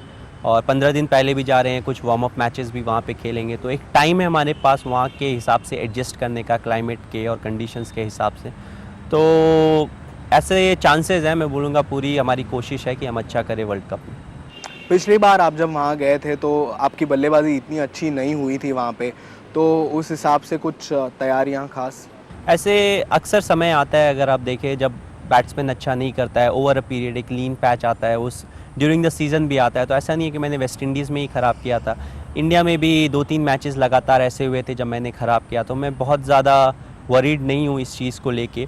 बस मैंने होमवर्क अपना काफ़ी किया है और काफ़ी प्रैक्टिस की है स्लो विकेट्स पे। और जो 2 सीरीज़ हमने खेले उसमें भी विकेट स्लो थे, तो उनका भी हमें फ़ायदा वहाँ पे पहुँचेगा। और जो 15 दिन का भी गैप है, जो हम वहाँ जाके 15 दिन बिताएंगे, उसमें हमें प्रैक्टिस का और मौका मिलेगा। और हमारे पास क्वालिटी स्पिनर्स है जिनके अगेंस्ट प्रैक्टिस करके उन विकेट्स पे हम कोशिश करेंगे कि हम अपना स्ट्राइक रेट है या जो स्ट्राइक रोटेशन है वो इम्प्रूव करें। तो ये सब काफ़ी, अभी 15 दिन का समय काफ़ी इम्पॉर्टेंट है हमारे लिए। अभी तक वनडे क्रिकेट में रुझान रहा है कि रनों के पहाड़ बनते जा रहे हैं, ज़्यादा से ज़्यादा रन हो रहे हैं, लेकिन चैंपियंस ट्रॉफी में देखा गया कि छोटे छोटे टारगेट भी काफ़ी चैलेंजिंग लग रहे थे टीमों को और 220 रनों के टारगेट भी मुश्किल लग रहे थे। हालांकि सीज़न की शुरुआत भी थी। कई सारे वेन्यूज़ हैं वेस्ट इंडीज़ में जहां पहली बार मैचेस खेले जाने हैं, तो जल्दी से जल्दी तालमेल जमाना एक चुनौती होगी। आई थिंक सबसे ज़्यादा इम्पॉर्टेंट जो चीज़ है वो होगी, जैसे आपने बोला काफ़ी वेन्यूज़ ऐसे हैं जहाँ पे मैचेस नहीं खेले गए हैं, तो जब तक वहाँ पे एक आध मैच नहीं होते तब तक ये पता करना कि वहाँ के विकेट्स कैसे हैं, एक्चुअली वो कैसा बिहेव करेंगे, ये मेरे को नहीं लगता है बहुत ज़्यादा कोई प्रेडिक्ट कर सकता है। क्योंकि लास्ट ओवर पे जब हम गए थे तो हमने बात की थी विकेट्स में बाउंस रहता है, विकेट में पेस रहता है, लेकिन जब हम वहाँ गए तो विकेट्स काफ़ी स्लो एंड लो विकेट्स थे। तो आई थिंक जब तक हमें एग्जैक्टली पता ना हो कि विकेट्स कैसा बिहेव करेंगे तब तक कुछ प्रेडिक्ट करना मुश्किल होता है। और ऑफकोर्स अगर आप देखिए अगर विकेट स्लो एंड लो हों तो ऑफकोर्स ये जैसे 220 या 230-40 जैसे जो स्कोर होते हैं वो बनाना, खासकर अगर आप चेस कर रहे हो तो बहुत मुश्किल हो जाता है एट टाइम्स अगर आपके बॉलर अच्छी बॉलिंग कर रहे हो। तो डेफिनेटली इसके लिए भी प्लान बनाना ज़रूरी होता है, स्ट्रैटेजी बनानी ज़रूरी होती है। तो अब वो वहाँ पे जाके ही पता चलेगा एग्जैक्टली विकेट्स कितने स्लो हैं या कैसा बाउंस है उनका। हमेशा आपकी धुआंधार बल्लेबाजी की चर्चा होती है, लेकिन मिडिल ऑर्डर इतनी एक वनडे क्रिकेट में मिडिल ओवर्स भी काफ़ी अहमियत रखते हैं। ऐसे में गोवा में जैसे आप खेले, एक अलग भूमिका के लिए भी आप तैयार कर रहे हैं अपने आप? मैंने हमेशा से ही, मैं पहले भी बोलता आया हूँ कि मैं सिचुएशन के हिसाब से खेलना पसंद करता हूँ। टीम की जो डिमांड होती है उसके हिसाब से खेलना पसंद करता हूँ, क्योंकि अल्टीमेटली मैं अपने टीम के लिए खेलने आता हूँ, मैं वहाँ स्पेक्टेटर्स के लिए नहीं आता हूँ। ऑफकोर्स एक अच्छा दिन अच्छा विकेट रहेगा और जो नॉर्मली मैं जैसा खेलता हूँ वैसे ही अगर बैटिंग करूँगा तो स्पेक्टेटर्स के लिए आप बोल सकते हैं एन्जॉय करने का पूरा मौका रहेगा। लेकिन कभी कभी ऐसा समय आता है जब आपको अपना नॉर्मल गेम से हट के एक डिफरेंट गेम खेलना पड़ता है जो कि टीम के बेनिफिट के लिए होता है। तो मैं तैयार हूँ इन सब चेंजेस के लिए, और ये ऐसी चीज़ें हैं जो एक दिन में नहीं होती है। मैं कोशिश कर रहा हूँ, मैं कोशिश करता आया हूँ। तो आने वाले समय में अभी जैसा इम्प्रूव कर रहा हूँ, आगे भी गुंजाइश है इम्प्रूवमेंट की। तो यही लगता है कि अगर ऐसा ही एफ़र्ट डालता रहा तो एक समय मैं सक्सेसफुल रहूँगा। और मेरा मानना है कि जैसे ओपनर की जो पोजीशन होती है उसे एक स्पेशलिस्ट पोजीशन माना जाता है, इसी तरह नंबर 7 का जो बैट्समैन होगा स्पेशली वनडेज़ में उसको भी एक स्पेशलिस्ट पोजीशन माना जाएगा, क्योंकि एट टाइम्स आपको डिफरेंट तरीके से खेलना पड़ेगा। जैसे कि ओपनर को करना पड़ता है एक फ्लैट विकेट पे, एक स्विंग होने वाली विकेट पे। तो I think it's a specialist position और कोशिश करूँगा कि मैं इस जो स्लॉट है उस पर अपने आप को फिक्स कर सकूँ। लेकिन आपके व्यक्तिगत स्तर पे आपको पूछा जाए तो पहली इनिंग में आकर 35 ओवर के बाद कम से कम विकेट हो तब आप बल्लेबाजी करना ज़्यादा पसंद करेंगे, ज़्यादा फ्रीली खेलना पसंद? या ऑफकोर्स हर बैट्समैन पसंद करता है बैटिंग करना जब उसके ऊपर कम प्रेशर हो या प्रेशर ना हो। तो ऑफकोर्स पहली बैटिंग अगर आप कर रहे हैं और आपको एक अच्छा प्लेटफॉर्म मिलता है, विकेट आपके हाथ में होते हैं, 35 ओवर के आसपास आप बैटिंग करना जाते हैं अंदर, तो जो पहले 5 ओवर हैं उसमें आप कंसंट्रेट कर सकते हैं सिंगल्स डबल्स के लिए, और उसके बाद आप बॉल को मतलब स्ट्राइक रेट बढ़ाने को देख सकते हैं। तो आई थिंक ये एक आइडियल सिचुएशन रहता है, पर्टिकुलरली एक स्ट्रोक प्लेयर का जो बड़े स्ट्रोक्स खेल सकता है। तो मैं भी चाहूँगा कि मुझे भी ऐसा सिचुएशन मिले और ऐसा मौका मिले, लेकिन हर समय ऐसा नहीं होता है। बहुत बार आपको बाद में चेज़ करना पड़ता है, या पहली इनिंग में भी बहुत बार होता है ऊपर के कुछ विकेट जल्दी गिर जाते हैं तो मिडिल ऑर्डर पे प्रेशर आ जाता है। तो कुल मिला के ऑफकोर्स वैसा सिचुएशन आई थिंक सबसे एन्जॉयबल होता है एक बैट्समैन के लिए। आप ऐसे मध्य क्रम में खेल रहे हैं जहां युवराज सिंह जैसे फिनिशर हैं, सचिन तेंदुलकर जैसे बल्लेबाज हैं, राहुल द्रविड़ जैसे जिन्हें द वॉल कहा जाता है, कई इन सभी को आपने जब आप भारतीय टीम के साथ नहीं थे तभी उनके मैचेस आपने देखे होंगे।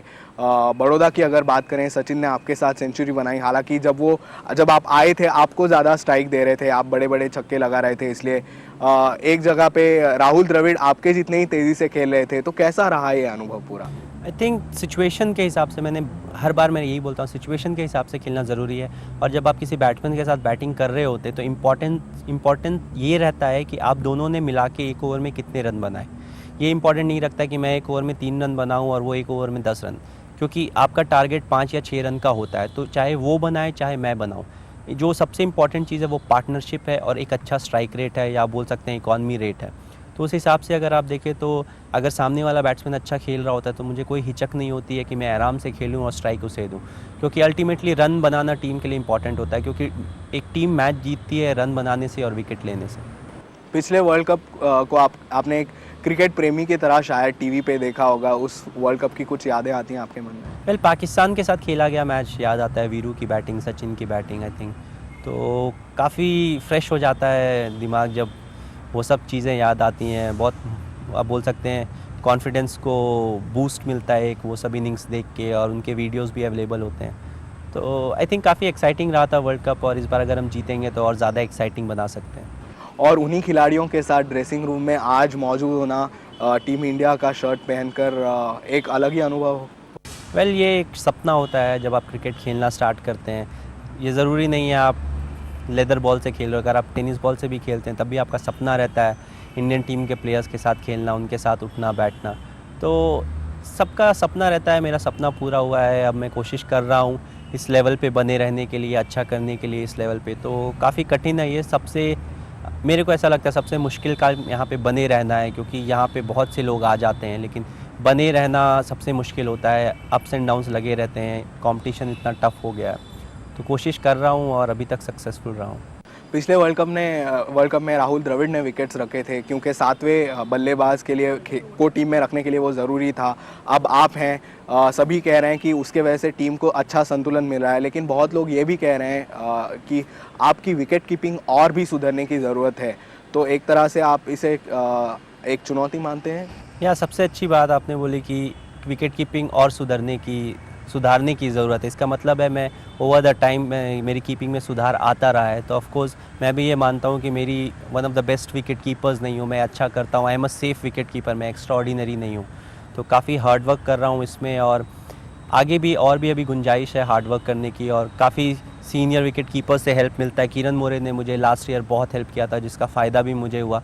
तो I think at times consult करता रहता हूँ उनसे और काफ़ी मदद मिला है मुझे और अभी आगे भी कोशिश करूँगा और अच्छा करने के लिए, क्योंकि ऐसा कोई लेवल नहीं आता है जहाँ पे आपको लगे कि नहीं मैं अब सबसे अच्छा हो गया हूँ। आपको मतलब ओवर द पीरियड काफ़ी मेहनत करनी पड़ती है विकेट कीपिंग के पे, बैटिंग पे, अगर आप फील्डर हो तो फील्डिंग पे, ऑफ कोर्स बॉलिंग बहुत ही टफ चीज़ है उसमें।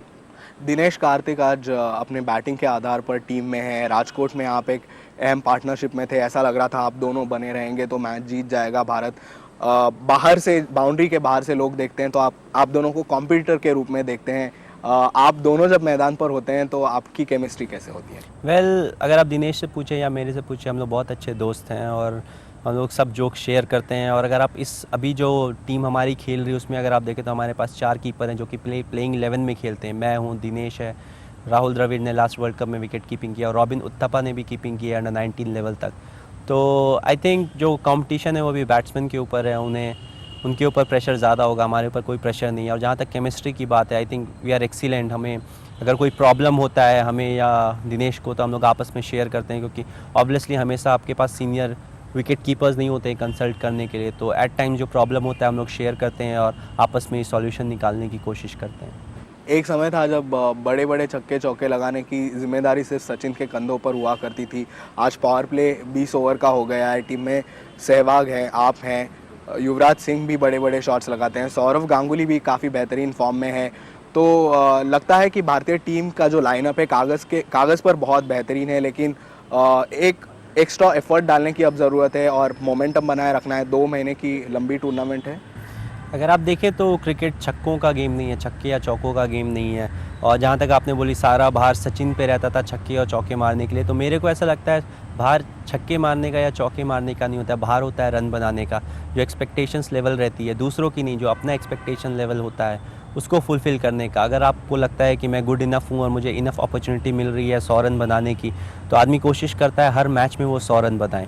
तो ऑफकोर्स हमारा अगर आप बैटिंग लाइन देखें तो 1 से 11 तक जितने प्लेयर्स हैं, न सिर्फ बैट्समैन की बात कर रहा हूँ, जितने प्लेयर्स हैं सबको मैन ऑफ द मैच मिला हुआ है। हर एक प्लेयर ने प्रूव किया है कि वो एक मैच को बदलने की स्थिति में रहता है, वो कभी भी किसी भी मैच को बदल सकता है। तो आई थिंक हम लोग का one of the best teams है और अगर हम लोग अच्छा करते हैं as a team, as a unit, अगर हम सक्सेसफुल होते हैं तो चांसेस हैं कि हम वर्ल्ड कप ज़रूर जीतेंगे। 2 महीने लंबा टूर्नामेंट है। शुरुआत में काफ़ी नई टीम्स है जो वर्ल्ड कप में पहली बार खेल रही हैं, लेकिन एक मोमेंटम बनाए रखना ज़रूरी होगा क्योंकि इतना लंबा टूर्नामेंट है तो कोई टीम नहीं चाहेगी कि एक गलत वक्त पर फॉर्म से बाहर निकल जाए। आई थिंक मोमेंटम बहुत इंपॉर्टेंस रखता है, क्योंकि अगर आप देखें इंटरनेशनल लेवल पे बहुत बार टीमें जब अच्छा करती हैं तो वो कंसिस्टेंटली अच्छा करती हैं एक समय के लिए, और जब ख़राब करती हैं तो लगातार 3, 4, 5 मैच हार जाती हैं। तो आई थिंक वर्ल्ड कप एक ऐसा स्टेज है जहाँ पे कोई एक्सपेरिमेंट नहीं करना चाहेगा और हमेशा कोशिश करेगा कि वो सारे मैचेस, वर्ल्ड कप में जितने भी मैचेस हो, सारे मैचेस जीत के एज वर्ल्ड कप विनर के रूप में बाहर आए वर्ल्ड कप से। तो आई डोंट थिंक कहीं पे एक्सपेरिमेंट होंगे या कहीं कोई टीम सोचेगी कि हमारा जो अगला टीम से मैच है वो थोड़ी वीक टीम है। सब कोशिश करेंगे कि एक अच्छी सी विक्ट्री मिले और जितना जल्दी मैच समेट के घर जाएं और रेस्ट करें। इस मकाम पर सेमीफाइनल एक पहला टारगेट लगता है आपके लिए? या ऑफ कोर्स अगर आप देखें तो सेमीफाइनल का मैच जब स्टार्ट होगा उसके बाद काफ़ी चीज़ें हैं जिनका इम्पैक्ट रहेगा मैच के ऊपर। टॉस रहेंगी, कंडीशंस रहेगा, पहले बैटिंग कर रहे हैं, सेकंड बैटिंग कर रहे हैं, लक फैक्टर रहेगा। तो आई थिंक उसके बाद एक लॉटरी जैसा सिस्टम हो जाता है, कोई भी टीम जीत सकती है, जो उस दिन पर्टिकुलरली अच्छा करेगी वो जीत सकती है। तो उससे पहले अच्छा खेलना बहुत इंपॉर्टेंट है, क्योंकि उसके बाद एक नया एक्साइटमेंट रहता है, क्योंकि आपको पता है आप नॉकआउट स्टेज में हैं। तो बहुत ज़्यादा कुछ बोलना सेमीफाइनल के बाद ठीक नहीं होगा। ऑफ कोर्स सुपर 8 तक अच्छा खेलना बहुत इंपॉर्टेंट है। आपका अभी जो लुक है, क्या वर्ल्ड कप में वही लुक देखने को मिलेगा या कुछ नया सोच के रखा है? वेल मैंने बाल काफ़ी छोटे करा लिए हैं, सिर्फ यही सोच के, क्योंकि वहाँ पे 2 महीने का लंबा टूर है, तो होपफुली मैं वहाँ पे कोई हेयर कट नहीं लूँगा। जो मुझे करना है मैंने यहाँ पे कर लिया है, और देखते हैं वापस आने के बाद फिर कुछ सोचा जाएगा। लगातार आपकी शादी की बात चलती रहती है हमेशा, तो कहीं कोई सरप्राइज़ आप उम्मीद कर रहे हैं कि?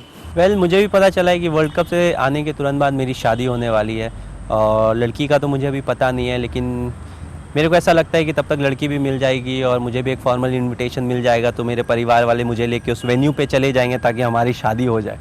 वेल हमारे तरफ से तो अभी ऐसा कुछ पक्का नहीं है, लेकिन खबर यही है कि मेरी शादी हो रही है। तो ये बाहर की खबर है, मतलब हम अरेंज मैरिज की उम्मीद कर सकते हैं? अभी तक तो बाहर की खबर है, और जब तक कोई लड़की नहीं आती तब तक अरेंज मैरिज ही है। हमसे बात करने के लिए बहुत बहुत शुक्रिया, और उम्मीद करते हैं कि टीम इंडिया इसी जोश के साथ वर्ल्ड कप फाइनल के स्टेज पे नजर आए। Thank you. Terminator Harbhajan Singh का चेहरा अब ऑस्ट्रेलिया में काफी सुर्खियां बटोर चुका है, लेकिन ये नाम अब मैदान और विवादों के अलावा भी यहाँ दर्शकों का मनोरंजन कर रहा है। ऑस्ट्रेलिया के जाने माने कार्टूनिस्ट पॉल हार्वी ने उनका अनोखा चित्र बना डाला। पिछले 10 साल से विज्ञापन जगत से जुड़े हार्वी हमेशा से ही ऑस्ट्रेलिया के नामचीन खेल हस्तियों की तस्वीरें बनाते आए हैं, और इन दिनों उनकी कलम भारतीय ऑफ स्पिनर की फैन है। I think what I like about Harbhajan, I think Aussies too, if they admitted it to himself, मुझे हरभजन की ये बात सबसे अच्छी लगती है कि वो मैदान में अपनी बात को रखने से पीछे नहीं हटते। मुझे पता है कि ऑस्ट्रेलिया की जनता भी उन्हें इसलिए चाहती है क्योंकि एंड्रू सैमन जैसे बड़े खिलाड़ी के साथ उलझना आग से खेलने के बराबर है। he doesn't take a backward step. This is terrific. I mean, Andrew Simons is a big fellow, but I just like him. I like his fire. क्रिकेटरों के अलावा हार्वी फुटबॉल और रग्बी खिलाड़ियों के कार्टून बनाना भी पसंद करते हैं। शेन वॉर्न, डॉन ब्रैडमैन और डेविड बून उनके पसंदीदा खिलाड़ियों में शामिल हैं। हार्वी के लिए खुशी का लम्हा तब आया जब खुद सर डॉन ब्रैडमैन ने उनकी तस्वीरों पर ऑटोग्राफ दिया। Well, the Don was somebody. I was talking to a friend one day, and he said, "Oh, look, I've got Don." मेरे एक दोस्त के पास ब्रैडमैन का पता था और मैंने अपनी तस्वीरें उन्हें भिजवा दी थी, और 2 दिन बाद ही ब्रैडमैन ने उन पर अपना ऑटोग्राफ दिया। 2 days later, the Don had signed it and sent it back. So he was very, very accessible. The Don, he was fantastic. ये एनडीटीवी की खुशकिस्मती रही कि इन बड़े नामों के अलावा हमारे संवाददाताओं के नाम भी इस लंबी फहरिस्त में शामिल हो गए। सिडनी से अंजलि दोशी और संजय किशोर के साथ रागिनी कुमार, एनडीटीवी इंडिया के लिए। में सचिन तेंदुलकर अपना पाकिस्तान में करियर शुरू करने वाले थे, तो दिल्ली में 2 साल का एक बच्चा था, और जब 2 अप्रैल को भारत ने वर्ल्ड कप जीता तो वही बच्चा इतना बड़ा हो चुका था कि सचिन तेंदुलकर को कंधे पर उठा के ग्राउंड में घुमा रहा था। क्या तरह की फीलिंग थी आपने सचिन को उठाया और पूरा ग्राउंड में घुमा रहे थे? बहुत ही बड़ी मतलब बहुत ही खुशी की फीलिंग थी और बहुत बड़ा मोमेंट है वो मेरी लाइफ में, क्योंकि जैसे आपने कहा जब उन्होंने खेलना शुरू किया था मैं 2 साल का था, और जब से मुझे क्रिकेट की समझ है मैं उनको खेलता देखता आ रहा हूँ और स्क्रीन पे उनको फॉलो कर रहा हूँ, तो बहुत ज़्यादा खुशी थी उस मोमेंट की, और मैं बयान नहीं कर सकता कि कितनी मुझे ऑनर फील हो रहा था, कितनी खुशी फील हो रही थी उनको कंधे पे घुमाना, और पूरी इंडिया की जो जनता थी उनको चीयर कर रही थी, तो मेरे लिए बहुत खुशी का मोमेंट था। जश्न कैसे मनाया था होटल में जब आप लोग वापस लौटे, तो जश्न कैसे मनाया? सब प्लेयर्स एक साथ थे, सब ने खूब नाचा खूब गाया, मतलब बहुत खुशी का माहौल था, और 28 साल बाद एक सपना पूरा हुआ सबका, देश का भी और प्लेयर्स का भी, तो काफ़ी खुश थे सब और सब ने एक साथ मिलके काफ़ी एंजॉय किया मैच के बाद। शायद बहुत कम लोगों को मालूम हुआ कि जब आप रणजी ट्रॉफी खेल रहे थे तो आपके पिताजी का देहांत हो गया, लेकिन आपने मैच नहीं छोड़ा, जिससे आपका जो पता चलता है कितने मजबूत है आपका मनोबल। क्या कहेंगे, कैसा जर्नी रहा है आपका अभी तक का? देखिए, जर्नी मेरे लिए एक ड्रीम जैसा ही रहा है, क्योंकि हर कोई ड्रीम करता है इंडिया के लिए खेलने के लिए, और मुझे खेलने को मिला है और अच्छे चांस मिले और मैं उन चांसेस को अवेल भी कर पाया अभी तक, तो काफ़ी खुशी है जिस तरीके से मेरा करियर अभी तक गया है। और जैसे आपने उस मैच की बात करी, तो वो भी एक मेरी ज़िंदगी में एक बहुत स्पेशल और बहुत बहुत ही एक स्पेशल मेमोरी है मेरी लाइफ में, क्योंकि उस टाइम बहुत एक टफ़ टाइम था, तो वो भी एक मेरे लिए डिटर्मिनेशन थी कि मैं इंडिया के लिए खेलूं और कुछ इंडिया के लिए स्पेशल करूं। एक आखिरी सवाल, साउथ अफ्रीका, उसके बाद वर्ल्ड कप, फिर IPL, क्या बहुत ज़्यादा क्रिकेट नहीं हो रहा है? कैसे कोप अप करेंगे आप जैसे यंग खिलाड़ी? नहीं, मुझे नहीं लगता कि मतलब एज ए यंग खिलाड़ी मुझे कुछ प्रॉब्लम होनी चाहिए, और एक अच्छी बात है कि हमें इतना क्रिकेट खेलने को मिल रहा है, और जितना आप खेलते रहेंगे उतना आप गेम में इन्वॉल्व रहेंगे और उतना आप फोकस करते रहेंगे, तो मेरे लिए पर्सनली एक बहुत अच्छी बात है। सबसे टैलेंटेड खिलाड़ी माना है, राष्ट्रपति बुश उनके शहर को उनका नाम देते हैं। जी हम बात कर रहे हैं सानिया मिर्जा की, हमसे बातचीत करने के लिए मौजूद हैं। सानिया, कितना टफ है ये साल आपके लिए?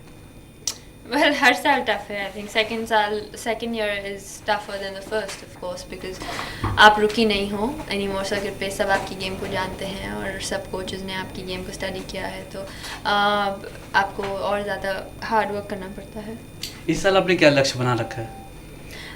अभी तो आई थिंक मैं अपनी फर्स्ट मेरा गोल है कि मैं हेल्थी हो जाऊँ वापस और अपनी इंजरीज़ को पीछे रख के वापस से टोटल फिटनेस पे वापस आऊँ, और आई थिंक एट द मोमेंट वही गोल है। अपने चोट के बारे में बताएं, कितना अभी फिट है और आगे जो टूर्नामेंट आ रहे हैं उस पे के बारे में क्या तैयारियाँ हैं इसमें? मेरा गोल है कि मैं फ्रेंच ओपन तक वापस फिट हूँ, और उससे पहले अगर जो भी हो वो बोनस होगा, पर अभी तो मैं 2-3 हफ्ते के ब्रेक पे हूँ। अब WTA ने आपको सर्वश्रेष्ठ उभरता हुआ खिलाड़ी माना था, उस पर क्या आपका कहना था? बहुत बड़ा ऑनर है कि WTA ने आपको रिकग्नाइज़ किया है और वर्ल्ड टेनिस ने आपको रिकग्नाइज़ किया है, तो मैं ऑब्वियसली बहुत सरप्राइज भी थी और बहुत खुश भी थी। अक्सर सानिया लोगों की शिकायत रहती है सिर्फ क्रिकेट को इस देश में बढ़ावा दिया जाता है, लेकिन आपके साथ ऐसा नहीं। आज सिग्नेचर लॉन्च किया लोटो के साथ, उसके बारे में क्या कहना है? और जो विज्ञापन आ रहे हैं दूसरे खेलों में, उस पर क्या कहना है?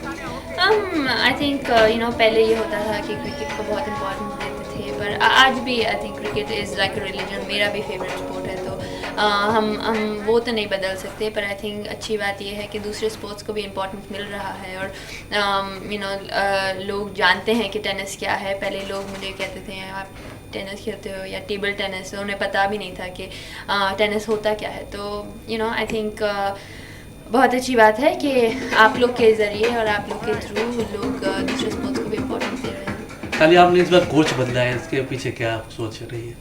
वेल, अभी तो आई थिंक हम ट्राई आउट कर रहे हैं आसिफ के साथ फ्रेंच ओपन से, तो देखते हैं कैसे जाते हैं। एक आखिरी सवाल, राष्ट्रपति बुश जब आए थे हैदराबाद तो उन्होंने कहा था कि ये सानिया का शहर है, इस हैदराबाद को सानिया का शहर संबोधित किया था, आपका क्या कहना है इसमें? आई थिंक बहुत बड़ी गर्व की बात है और ऑनर की बात है कि मिस्टर बुश ने हैदराबाद को सानिया का शहर कहा, और मैं काफ़ी सरप्राइज थी, पर इट वाज ग्रेट। हमसे बात करने के लिए शुक्रिया। Thank you. इसमें सबसे ज़्यादा किसी खिलाड़ी ने अगर छाप छोड़ी है तो वो युवराज सिंह है। युवराज सिंह, आपने टेस्ट में भी कमाल दिखाया, वनडे में भी कमाल दिखाया, क्या चेंजेस लाया इस पर खेल में आपने? चेंजेस तो कोई नहीं थी, पर अच्छी बैटिंग कर रहा टेस्ट सीरीज से और वही फॉर्म को बरकरार रखा, और खुशी इस बात की हम सीरीज जीती है। इस बार देखा आपने कि टेस्ट में भी आपने टिक कर खेला, ये कुछ चेंजेस किया आपने अपने बैटिंग स्ट्रेटजी में? ये टिक कर तो खैर कोशिश नहीं होती मेरी खेलने की, मेरी कोशिश होती है कि मैं अपनी गेम खेलूँ, और जिस तरह मैं टेस्ट सीरीज में खेलता है उस तरह मैंने अपने वनडे सीरीज में खेला, सो कुछ खास चेंज नहीं किया। जो नए खिलाड़ी आए हैं और जो पुराने हैं, उन दोनों का जो तालमेल है वो उससे टीम आगे बढ़ रही है, आपको लगता है 2007 वर्ल्ड कप की बढ़ रही है, बढ़ती जो टीम है? ऑफकोर्स हम वर्ल्ड कप के तरफ देख रहे हैं, बट यंगस्टर ने आगे बहुत अच्छा परफॉर्म किया है। इरफान ने बहुत अच्छी बॉलिंग की है, रैना ने आज बहुत शानदार बैटिंग की, और धोनी ने काफ़ी बड़े मैच जिताए हमें 7 नंबर पे आके, तो बड़ी खुशी इस बात की कि यंगस्टर बहुत अच्छा। RP ने आज मैच द मैच था, बहुत शानदार बॉलिंग की, तो बड़ी खुशी इस बात की। एक आखिरी सवाल, ग्रेग चैपल का कितना योगदान इस बार मानते हैं आपकी अपनी बैटिंग में?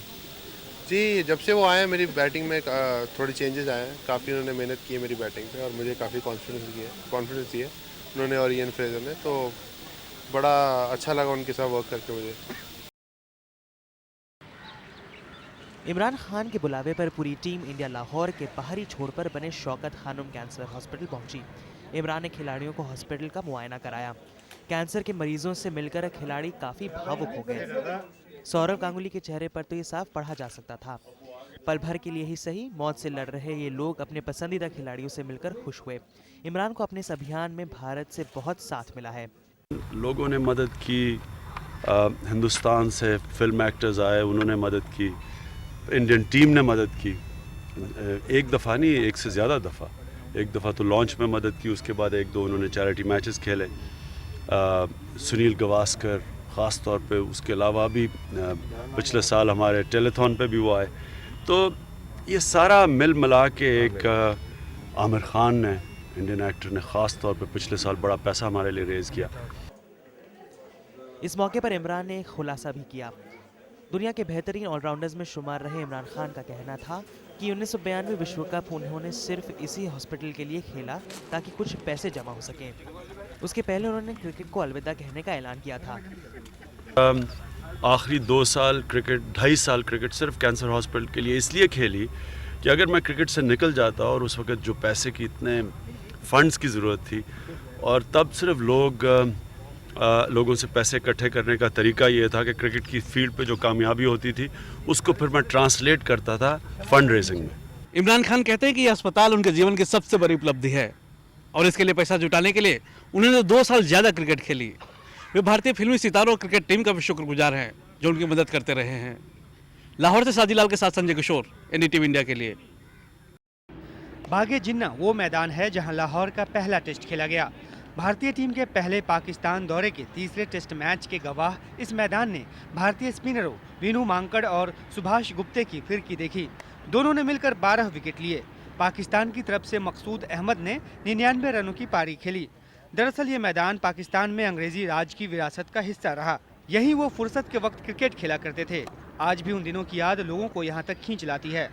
इंग्लैंड वाले तो साउथ अफ्रीका वाले, ये ऑस्ट्रेलिया वाले जब भी लाहौर में आते हैं तो इधर से जाते नहीं, अपनी वो प्रैक्टिस भी इधर रखवाते हैं। दरख्तों से घिरे इस मैदान में बदलते वक्त के निशान भी देखे जा सकते हैं। यहाँ के 99 पेड़ों पर अल्लाह के नाम खुदे हैं और ये काम आम लोगों ने किया है। ये लोग लगाते हैं इनके ऊपर के जो भी इस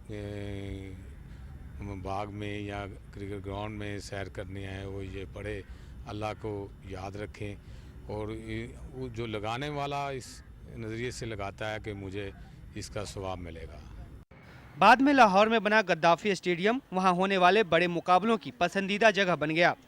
लेकिन इतिहास को महसूस करना हो तो आपको बागे जिन्ना का रुख करना होगा। लाहौर का बागे जिन्ना ग्राउंड न सिर्फ इतिहास समेटे हुए है बल्कि इतिहास यहाँ आज भी जिंदा है। शुरुआती दिनों में क्रिकेट का क्या स्वरूप था इसकी झलक यहाँ देखी जा सकती है और शायद इसीलिए हर टीम यहाँ अपने दौरे का एक मैच जरूर खेलना चाहती है। लाहौर से साजिद लाल के साथ संजय किशोर, NDTV इंडिया के लिए। लाहौर के मल्टीमीडिया डिजाइनर जाहिद बेग के घर इन दिनों सीमा पार से 4 खास मेहमान आए हुए हैं। चंडीगढ़ में इन चारों का कारोबार है और जब भारत पाकिस्तान के मैच देखने के लिए इन्होंने पाकिस्तान आने का फैसला किया तो बेग परिवार का निमंत्रण स्वीकार करने में इन्हें कोई हिचक नहीं हुई। शायद इसलिए भी क्योंकि ये सभी शाकाहारी हैं और होटल में इनके मुताबिक खाना मिलना मुश्किल था। मानते तो हमें ऐसा लगा कि हम जैसे अपने ही शहर में हैं। ऐसा लगता है जैसे हिंदुस्तान की कोई स्टेट ही है, ये कुछ दूसरा देश लगता ही नहीं है किसी तरह से। ना चेहरा अलग है, ना बोल लैंग्वेज की कोई प्रॉब्लम है, सभी एक से ही लगते हैं और इनफैक्ट हैं भी। हमें 4 दिन हो गए हैं यहाँ लाहौर में आए हुए। हमें बिल्कुल ऐसा महसूस नहीं हो रहा कि हम अपने घर से दूर हैं या कहीं कोई दूसरे मुल्क में हैं। बिल्कुल हमें अपनापन, बिल्कुल अपना महसूस हो रहा है। हम यहाँ भी हैं तो हम जैसे लग रहा है कि हम अपनी फैमिली में ही हैं और एक जो है एंजॉयमेंट पूरा एज फैमिली की तरह कर रहे हैं। दरअसल बेग परिवार पिछले साल मोहाली टेस्ट मैच देखने गया था। तब वे गुप्ता परिवार के मेहमान थे। उस दौरे की यादें अभी भी इनके जहन में ताज़ा हैं। बहुत अच्छा लगा था। मतलब चंडीगढ़ हम गए थे ना तो हमें तो मतलब बिल्कुल इस्लामाबाद की तरह लगा। वहाँ के लोग बहुत अच्छे हैं, हमें बहुत अच्छा उन्होंने बिल्कुल भी नहीं लगा कि हम लाहौर से बाहर हैं या पाकिस्तान से बाहर हैं। बड़े अच्छे तरीके से उन्होंने हमारे साथ मोहब्बत प्यार से रहे। आवाम के दिलों के तार जुड़ने लगे हैं और ये संभव हुआ है क्रिकेट के जरिए। सीमाएं खुलने से लोगों को एक दूसरे को समझने का मौका मिल रहा है और कई आशंकाएं दूर हो रही हैं। ये अपने आप में अजूबा लगता है कि दोनों देशों के बीच इतना अविश्वास है लेकिन लोग एक दूसरे के घर मेहमान बनकर जा रहे हैं। एक्चुअली मेरा फर्स्ट टाइम एक्सपीरियंस था इंडिया का और कोई फैमिलीज, कोई रिलेटिव, कोई ऐसा नहीं था वहाँ पे सीन। लेकिन जब हम चंडीगढ़ पहुँचे तो गुप्ता जी के पास हमने जो है ना वो अपनी रहायश रखी। लेकिन जिस तरह उन्होंने अकोमोडेट किया, हमें घुमाया फिराया और सारा कुछ, तो और बहुत सारे लोग जो मिले। सियासतों के बीच दूरियां मिटे या ना मिटे हैं, दोनों मुल्कों के आवाम के बीच फासले कम हो रहे हैं और दोस्ती की शुरुआत अगर इस स्तर से हो तो इसका अपना लाजमी है। लाहौर से साजिद लाल के साथ संजय किशोर, NDTV इंडिया के लिए। सीमाओं और समय में नहीं बांधा जा सकता। फैसलाबाद में अगर कोई पोस्टर बिकता है तो वो सिर्फ बॉलीवुड के सितारों का। इन दिनों जॉन इब्राहिम और शाहरुख खान के पोस्टर ज्यादा मांग में हैं। बिग बी की सरहद पार भी वही लोकप्रियता है और अमिताभ जैसे सदाबहार कलाकार के पोस्टर हर वक्त हाथों हाथ बिकते हैं। असल में ऑलरेडी हमारे यहाँ पे लोग जो हैं, पीपल्स जो हैं, बड़ा लाइक करते हैं इसको, इंडियंस का इंडस्ट्री को। ठीक है, आप देखिए यहाँ पे जितने भी आपको पोस्टर्स नज़र आएंगे, यहाँ पे सब के सब जो इंडियंस एक्ट्रेस के हैं, पाकिस्तान एक्ट्रेस के बहुत कम आपको नज़र आएंगे, क्योंकि कल्चर लेवल जो वो ज़मीन एक है, सब कुछ जो है वो एक ही जैसा है। फिल्मी सितारों के अलावा सास बहू सीरियल्स के कलाकारों की तस्वीरें भी यहाँ काफी मांग में हैं। लोग चाहते हैं कि भारतीय फिल्में भी यहाँ के सिनेमाघरों में दिखाई जाएं, जिससे कि क्रिकेट और कला के जरिए दोनों देशों के बीच दोस्ती की खुशबू फैले। जो है ना जॉन इब्राहिम धूम फिल्म पर और 2-3 ऐसी फिल्में हो रहा है जिन पर छाया, इस वजह से इनके पोस्टर ज़्यादा बिक रहे हैं। और जो सलमान खान वगैरह है, ये तेरे नाम और लकी फिल्म, इसमें से बहुत हिट है, लोग बहुत ज़्यादा पसंद कर रहे हैं। और जो ये शाहरुख खान वगैरह है, ये तो वैसे ही हिट है इधर पाकिस्तान में, सब लोग इन्हीं पसंद कर रहे हैं, शाहरुख खान वगैरह। और जो अमिताभ है, अमिताभ तो फिर बेस्ट है। इंसान के चाहत और पसंद पर कोई बंदिश नहीं। भारतीय फिल्में यहाँ के सिनेमाघरों में जरूर बैन हैं, लेकिन सीडी और वीडियो के जरिए ये हर घर में देखी जाती हैं और भारतीय सितारे यहाँ के दिलों पर राज करते हैं। फैसलाबाद पाकिस्तान से साजी लाल के साथ संजय किशोर, एनडीटीवी इंडिया के लिए। हड्डियों के मशहूर पाकिस्तानी डॉक्टर सैयद मोहम्मद अली शाह अपने दोस्तों के साथ नाइट क्रिकेट का लुत्फ उठा रहे हैं। यह मैदान डॉक्टर साहब का अपना ही मैदान है। दरअसल डॉक्टर साहब को बचपन से ही क्रिकेट खेलने का शौक था, लेकिन खिलाड़ी बनने की बजाय डॉक्टरी का पेशा अपनाना पड़ा। अस्पताल और घर के बीच भागा दौड़ी की जिंदगी के बावजूद डॉक्टर साहब का क्रिकेट का शौक बरकरार रहा। 1993 में इन्होंने अपने पिता असगर अली शाह के नाम खुद का स्टेडियम बना डाला। This ground is after my father's name, Sayyid Asghar Ali Shah, who was a judge and he worked in India also for a number of years. तो इस तरह से हमने ग्राउंड को डेवलप किया, बट स्लोली एंड ग्रेजुअली ये बढ़ता चला गया और फिर इंटरनेशनल हो गया। ये ग्राउंड आईसीसी के उसमें भी है, पैनल में भी है। स्टेडियम छोटा जरूर है, लेकिन यहाँ तमाम आधुनिक सुविधाएं हैं। एक पवेलियन का उद्घाटन चॉन्टी रोड्स ने और दूसरे का वसीम अकरम ने किया। खिलाड़ियों के नाम स्टैंड बने हुए हैं, जहां दर्शकों के बैठने के खास इंतजाम हैं। दर्शकों के लिए कैफेटेरिया के अलावा स्टेडियम में फ्लड लाइट्स और कमेंट्री बॉक्स की सुविधा है। यहाँ खेले जाने वाले मैचों का केबल टीवी पर प्रसारण भी होता है, जिसके लिए टीवी कैमरे भी लगे हुए हैं। डॉक्टर सैयद अली शाह इस स्टेडियम पर अब तक 4 करोड़ रुपए खर्च कर चुके हैं और ये ग्राउंड आईसीसी पैनल में है। आजकल यहाँ 2020 क्रिकेट बेहद लोकप्रिय है और डॉक्टर साहब का दावा है कि इसकी शुरुआत पाकिस्तान में हुई। अंग्रेज बिल्कुल गलत क्लेम करते हैं। 2020 क्रिकेट जो है, मैंने और हमारे दोस्त हैं मेहताब अहमद साहब, हम दोनों ने मिलकर 2020 क्रिकेट स्टार्ट किया 1978 में और वेरी पॉपुलर टूर्नामेंट्स हम रमज़ान में कराते हैं। इसमें 5 to 10,000 पीपल आकर डेली मैच देखते हैं और बहुत रश होता है और तमाम all the test cricketers they come and play 2020 और वो लोग खेल रहे हैं 78 से। डॉक्टर साहब के दावे में कितना दम है ये तो नहीं कहा जा सकता, लेकिन डॉक्टर का यह प्रयास सराहनीय जरूर है। शाहजहां ने अपनी बेगम मुमताज की याद में ताजमहल बनवाया तो कराची के एक डॉक्टर का जुनून परवान चढ़ा तो ये स्टेडियम बना। डॉक्टर सैयद अली शाह से क्रिकेट का बड़ा दीवाना शायद ही दुनिया में कोई हो। ऐसे शख्स को क्रिकेट का सलाम। कराची में बैठे हैं दानिश कनेरिया के घर पर, आइए हम उनसे बातचीत करते हैं। दानिश, हम आपके घर में बैठे, हम चाहेंगे आप हमारे दर्शकों को अपने परिवार से जरा तारुफ कराएं, मिलवाएं। She is my wife Dharmita and my baby Parisa. ये मेरी मदर, ये मेरे पिताजी और ये अंकल। क्रिकेटिंग कैरियर में बड़ा इनका मेरा साथ रहा है और मेरे एक तरह से गॉड फादर की तरह। जब भी मुश्किल में होता हूँ या कुछ भी होता है तो इनसे राय लेता हूँ हमेशा। दानिश, पाकिस्तानी टीम में एक ऐसे मुल्क में जो दूसरे ये धर्म का है, एक खिलाड़ी का क्या मायने, एक हिंदू खिलाड़ी का पाकिस्तानी टीम में कितना मुश्किल है या कितना आसान है? देखिए, सबसे पहले I am a Pakistani and then I am a Hindu, ठीक है ना। तो बीइंग अ पाकिस्तानी, क्योंकि ये पाकिस्तान की टीम है, सब लोग एक नज़रिए से देखते हैं, एज अ पाकिस्तानी देखते हैं। तो मेरे लिए ना मुझे कभी टीम ने, मेरे प्लेयर्स ने या किसी ने भी मुझे फोर्स किया हो कन्वर्ट होने के लिए या कुछ भी ऐसी बात कभी भी नहीं हुआ है। भगवान के शुक्र से मैं अपना धर्म मुझे दिलो जान से अजीज़ है और मैं इसी पे बिलीव करता हूँ, भगवान पे, और हमेशा बिलीव करता रहूँगा। और यह है कि बहुत अच्छा लगता है क्योंकि कंट्री के लिए रिप्रेजेंट करना as a being a Hindu even इतने अवाम में से सेलेक्ट होना 16 में, उसके बाद इतने 11 में खेलना, it's a big honour for मी।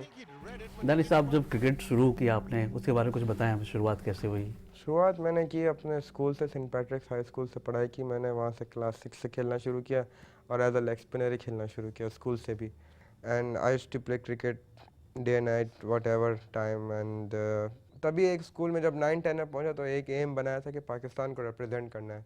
तो मेरे अंकल है, उन्होंने फर्स्ट टाइम बोला था घर में कि ये पाकिस्तान खेलेगा, तो घर वाले बोलते थे कि कहाँ खेलेगा। चलिए, आप एम लेके चले कि क्रिकेट का करियर बनाना है, और रोल मॉडल किसे बनाया आपने? रोल मॉडल है वो अब्दुल कादिर, बचपन से उनको देखा है टीवी पे, बहुत अच्छी बॉल होंगे। एक टाइम था कि क्रिकेट में लेग स्पिन ख़त्म हो गई थी, तो कादिर साहब आए, उन्होंने वापस से लेग स्पिन शुरू की। फिर उसके बाद no doubt Shane Warne highest wicket taker in the world, Mushtaq Ahmed Pakistan से खेले, तो उनको फिर रिप्लेस करके मैं आया। तो बहुत मेरे लिए Abdul Qadir was the ideal for me. सबसे मुश्किल किसको लगता है आपको बॉलिंग करना? कोई काम मुश्किल नहीं होता, अगर आप दिल और लगन के साथ उस पर मेहनत करें तो मुश्किल चीज़ें भी आसान हो जाती है। अगर उसके हाथ में बल्ला है तो मेरे हाथ में गेंद है, तो वो अगर सचिन है या लारा है तो मैं भी दानिश कनेरिया हूँ। कराची और पेशावर की हार को भुलाने के लिए टीम इंडिया ने इस्लामाबाद में गोल्फ खेलना मुनासिब समझा। आखिरी होल पर सबसे पहले पहुंचे कप्तान राहुल द्रविड़। राहुल और टीम के फिजियो जॉन ग्लॉस्टर एक ग्रुप में थे। कप्तान द्रविड़ और कोच चैपल नहीं मानते कि पहले वनडे में हार से टीम के मनोबल पर कोई फर्क पड़ा है।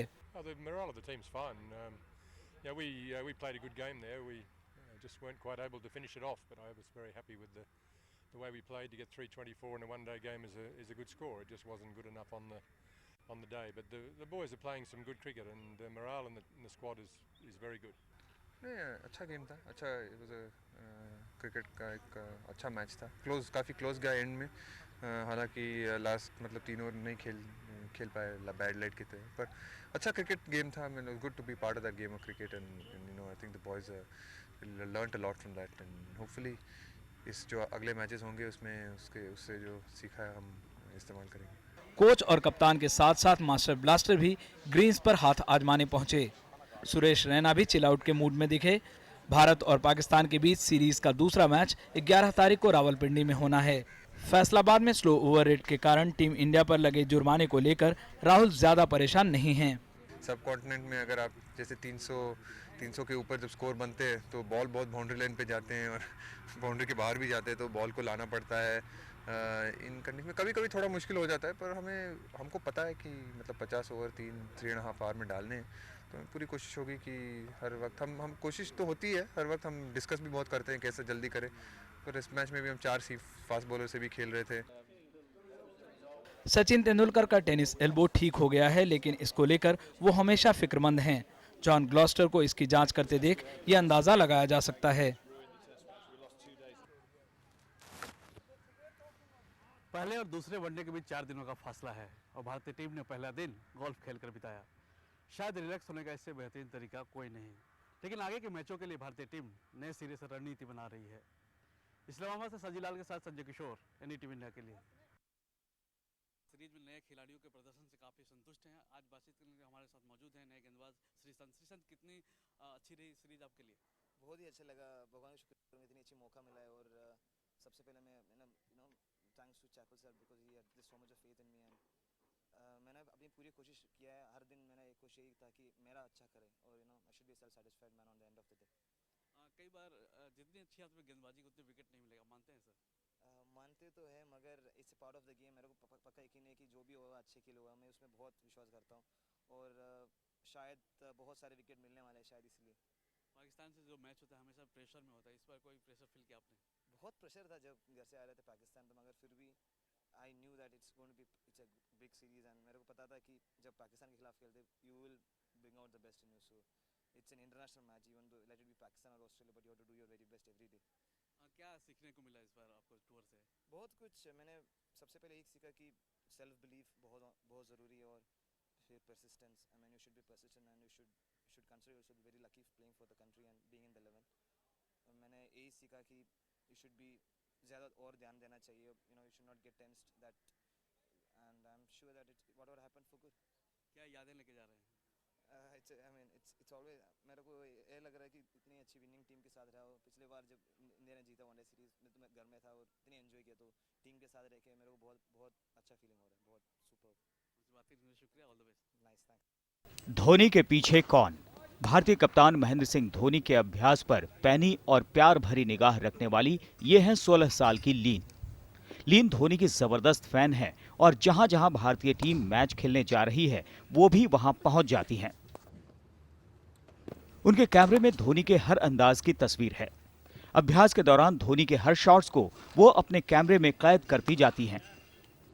He's my favorite Indian player and I love him over any Australian player. लीन को पढ़ाई लिखाई में मन नहीं लगता। वो क्रिकेट के साथ साथ फुटबॉल की भी शौकीन हैं। मगर उनके एल्बम में ज्यादातर भारतीय खिलाड़ी ही हैं। लेकिन इन तस्वीरों में धोनी के साथ उनकी तस्वीर सबसे अनमोल है। Yeah, I'm gonna follow him to India after the series here against Australia. लीन भले ही ऑस्ट्रेलिया की हैं, लेकिन हर मैच में वो चाहती हैं कि भारत जीते और धोनी शानदार पारी खेलें। Yeah, I think he represents India well in the one days and 2020s and yeah. Dhoni ने एडिलेड में अपने इस फैन को भरोसा दिलाया कि वो यहाँ बेहतर प्रदर्शन करेंगे। अब देखना है कि वो अपने इस आश्वासन पर कितना खरा उतरते हैं। एडिलेड से अंजलि दोषी और संजय किशोर के साथ करुण कुमार, एनडीटीवी इंडिया के लिए।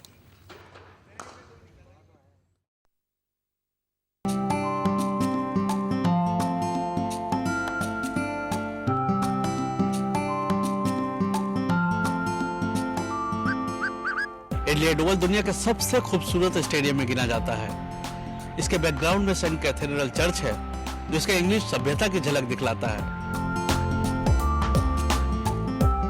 यहाँ का members grand stand, western public और स्कोर बोर्ड एडिलेड के हेरिटेज प्रॉपर्टी के रूप में दर्ज है। एडिलेड ओवल ग्राउंड की क्षमता करीब 32,000 है। एडिलेड ब्रैडमैन का शहर है, तो जाहिर तौर पर सबसे खूबसूरत स्टैंड का नाम उनके नाम पर ही होना चाहिए।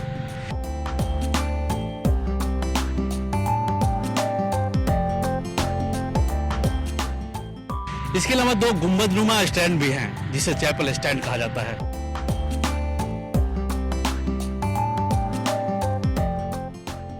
इस स्टेडियम का विवाद से काफी पुराना रिश्ता रहा है। 1873 में यह स्टेडियम बनकर तैयार हुआ। तब खिलाड़ियों के बीच पैसे और बाउंड्री को लेकर काफी मतभेद रहा। तब यहाँ की पिच भी बेहद खराब हुआ करती थी। लेकिन धीरे धीरे चीजें बदली, मगर विवाद से कहां पीछा छूटने वाला था। 1884-85 में पहला टेस्ट मैच खेला गया। तब इंग्लैंड के खिलाड़ी इस बात से नाराज थे कि उन्हें पैसे कम दिए जा रहे हैं। साथ ही इस बात पर भी मतभेद रहा कि मैच में अंपायर कौन हो। 1932-33 में बॉडी लाइन यहाँ चरम पे था। मैच के तीसरे दिन भीड़ पर नियंत्रण के लिए पुलिस तक बुलानी पड़ी। तो एडिलेड ओवल का इतिहास से काफी पुराना रिश्ता है। हालांकि जल्दी इसकी क्षमता बढ़ाई जाने वाली है, लेकिन कोशिश यही रहेगी कि इसके स्वरूप से ज्यादा छेड़छाड़ न की जाए। एडिलेड से अंजलि दोषी के साथ संजय किशोर, एनडीटीवी इंडिया के लिए। It's quite dark out there now. See clearly there the rain coming down. The drizzle has now become heavier, and the umpires have decided that it's better to get off the park. Really good is coming back to Steve saying we need the covers down. Australia में चल रही triangular series के शुरू के दोनों match पानी में धुल गए। पहले मैच ने ऑस्ट्रेलियाई उम्मीदों को धोया तो दूसरे मैच में भारत की। That's 6. लेकिन अब मौसम की मार से मैच को बचाने की तैयारी पूरी है।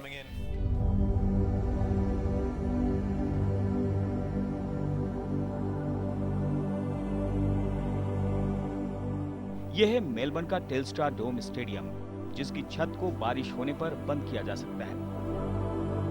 8 साल पहले बने इस स्टेडियम में आमतौर पर फुटबॉल के मुकाबले ही होते हैं, लेकिन कुछ क्रिकेट मैच भी यहां खेले जा चुके हैं। ऑस्ट्रेलिया और दक्षिण अफ्रीका के बीच एक मैच में माइकल हसी का एक जोरदार शॉट छत से टकरा चुका है। The roof has only ever been hit once by a cricketer. Michael Hussey hit the roof. एक मैच में माइकल हसी के शॉट पर गेंद छत से टकरा गई थी, जिसे फील्डर एक हाथ से कैच नहीं कर पाया था। अब आगे के लिए हमने क्रिकेट ऑस्ट्रेलिया से बात की है और ये स्टेडियम क्रिकेट मुकाबलों के लिए उपलब्ध है, इसीलिए नियमित मैचों की उम्मीद की जा सकती है। You know, we know we're not going to be regularly used for cricket games, but we're available if they want us. इस स्टेडियम में मैच हो तो नतीजा निकलना पक्का होगा। बारिश शुरू हुई नहीं कि 8 मिनट के अंदर छत हाजिर। और सिर्फ बारिश ही नहीं, ज्यादा गर्मी और आंधी तूफान के वक्त भी छत सुरक्षा कवच का काम कर सकती है। It may even be shut on a particularly hot day because छत का फायदा बारिश के दौरान तो होता ही है, जाड़े में भी इसका इस्तेमाल किया जाता है जब मौसम काफी खराब हो जाता है। as far as the fans go, having the roof shut. वैसे स्टेडियम की घास को लेकर थोड़ी परेशानी जरूर रही। सूरज की रोशनी ज्यादा नहीं मिलने की वजह से वो शुरू में अपने सही आकार में नहीं आ सकी, मगर अब इस समस्या पर काबू पा लिया गया है। मैदान बिल्कुल हरा दिखाई पड़ता है। दर्शकों के लिए स्टेडियम में इंतजाम भी लाजवाब है। बैठने से लेकर खाने पीने तक सारा प्रबंध टॉप क्लास। अंडरग्राउंड पार्किंग और जिम का भी पुख्ता इंतजाम यहाँ दिखाई पड़ता है। और जब इंतजाम इस तरह के हों, तो यहाँ आने वाला हर चेहरा भला मुस्कुराता हुआ क्यों नहीं दिखेगा।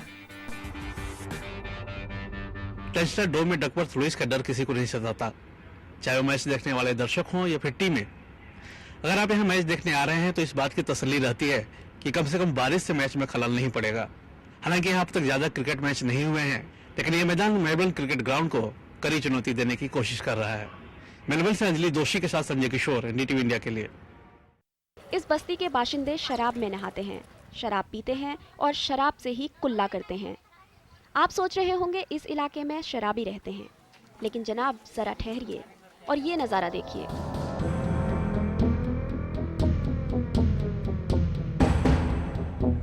ये है यवतमाल का चंदूर नगर। यहाँ 6000 से ज़्यादा लोग रहते हैं और 1400 से ज़्यादा घर हैं। इस कुएं से यहाँ पानी की सप्लाई होती है। पास में ही एक शराब की भट्टी है। लोगों का आरोप है कि पुलिस के डर से भट्टी मालिकों ने कुएं में ही शराब के ड्रम उड़ेल दिए। उस एरिया में दारू की भट्टियाँ है, वहाँ पे लोग हमारे वो इधर के लोग दारू निकालते और पुलिस ने जब रेड की तो शायद उन्होंने उन दारू निकालने वाले लोगों ने वो दारू के पिंप जो है वो कुएं में डाले, इसलिए हमें वो शराब वाला पानी पीने को मिला। लोगों ने शिकायत की तो प्रशासन ने पानी की सप्लाई को बंद कर दिया। नतीजा, चूल्हे चौके पर भी आफत आ गई। इलाके के लोग प्रशासन की कोताही से बेहद नाराज हैं। दोषियों के खिलाफ कार्रवाई न होने की सूरत में उन्होंने आंदोलन की धमकी भी दे डाली है। प्रशासनाने जर याची दखल घेतली नाही, अगर तुरंत कार्रवाई नहीं की गई तो हम आंदोलन करेंगे, तीव्र आंदोलन करूं।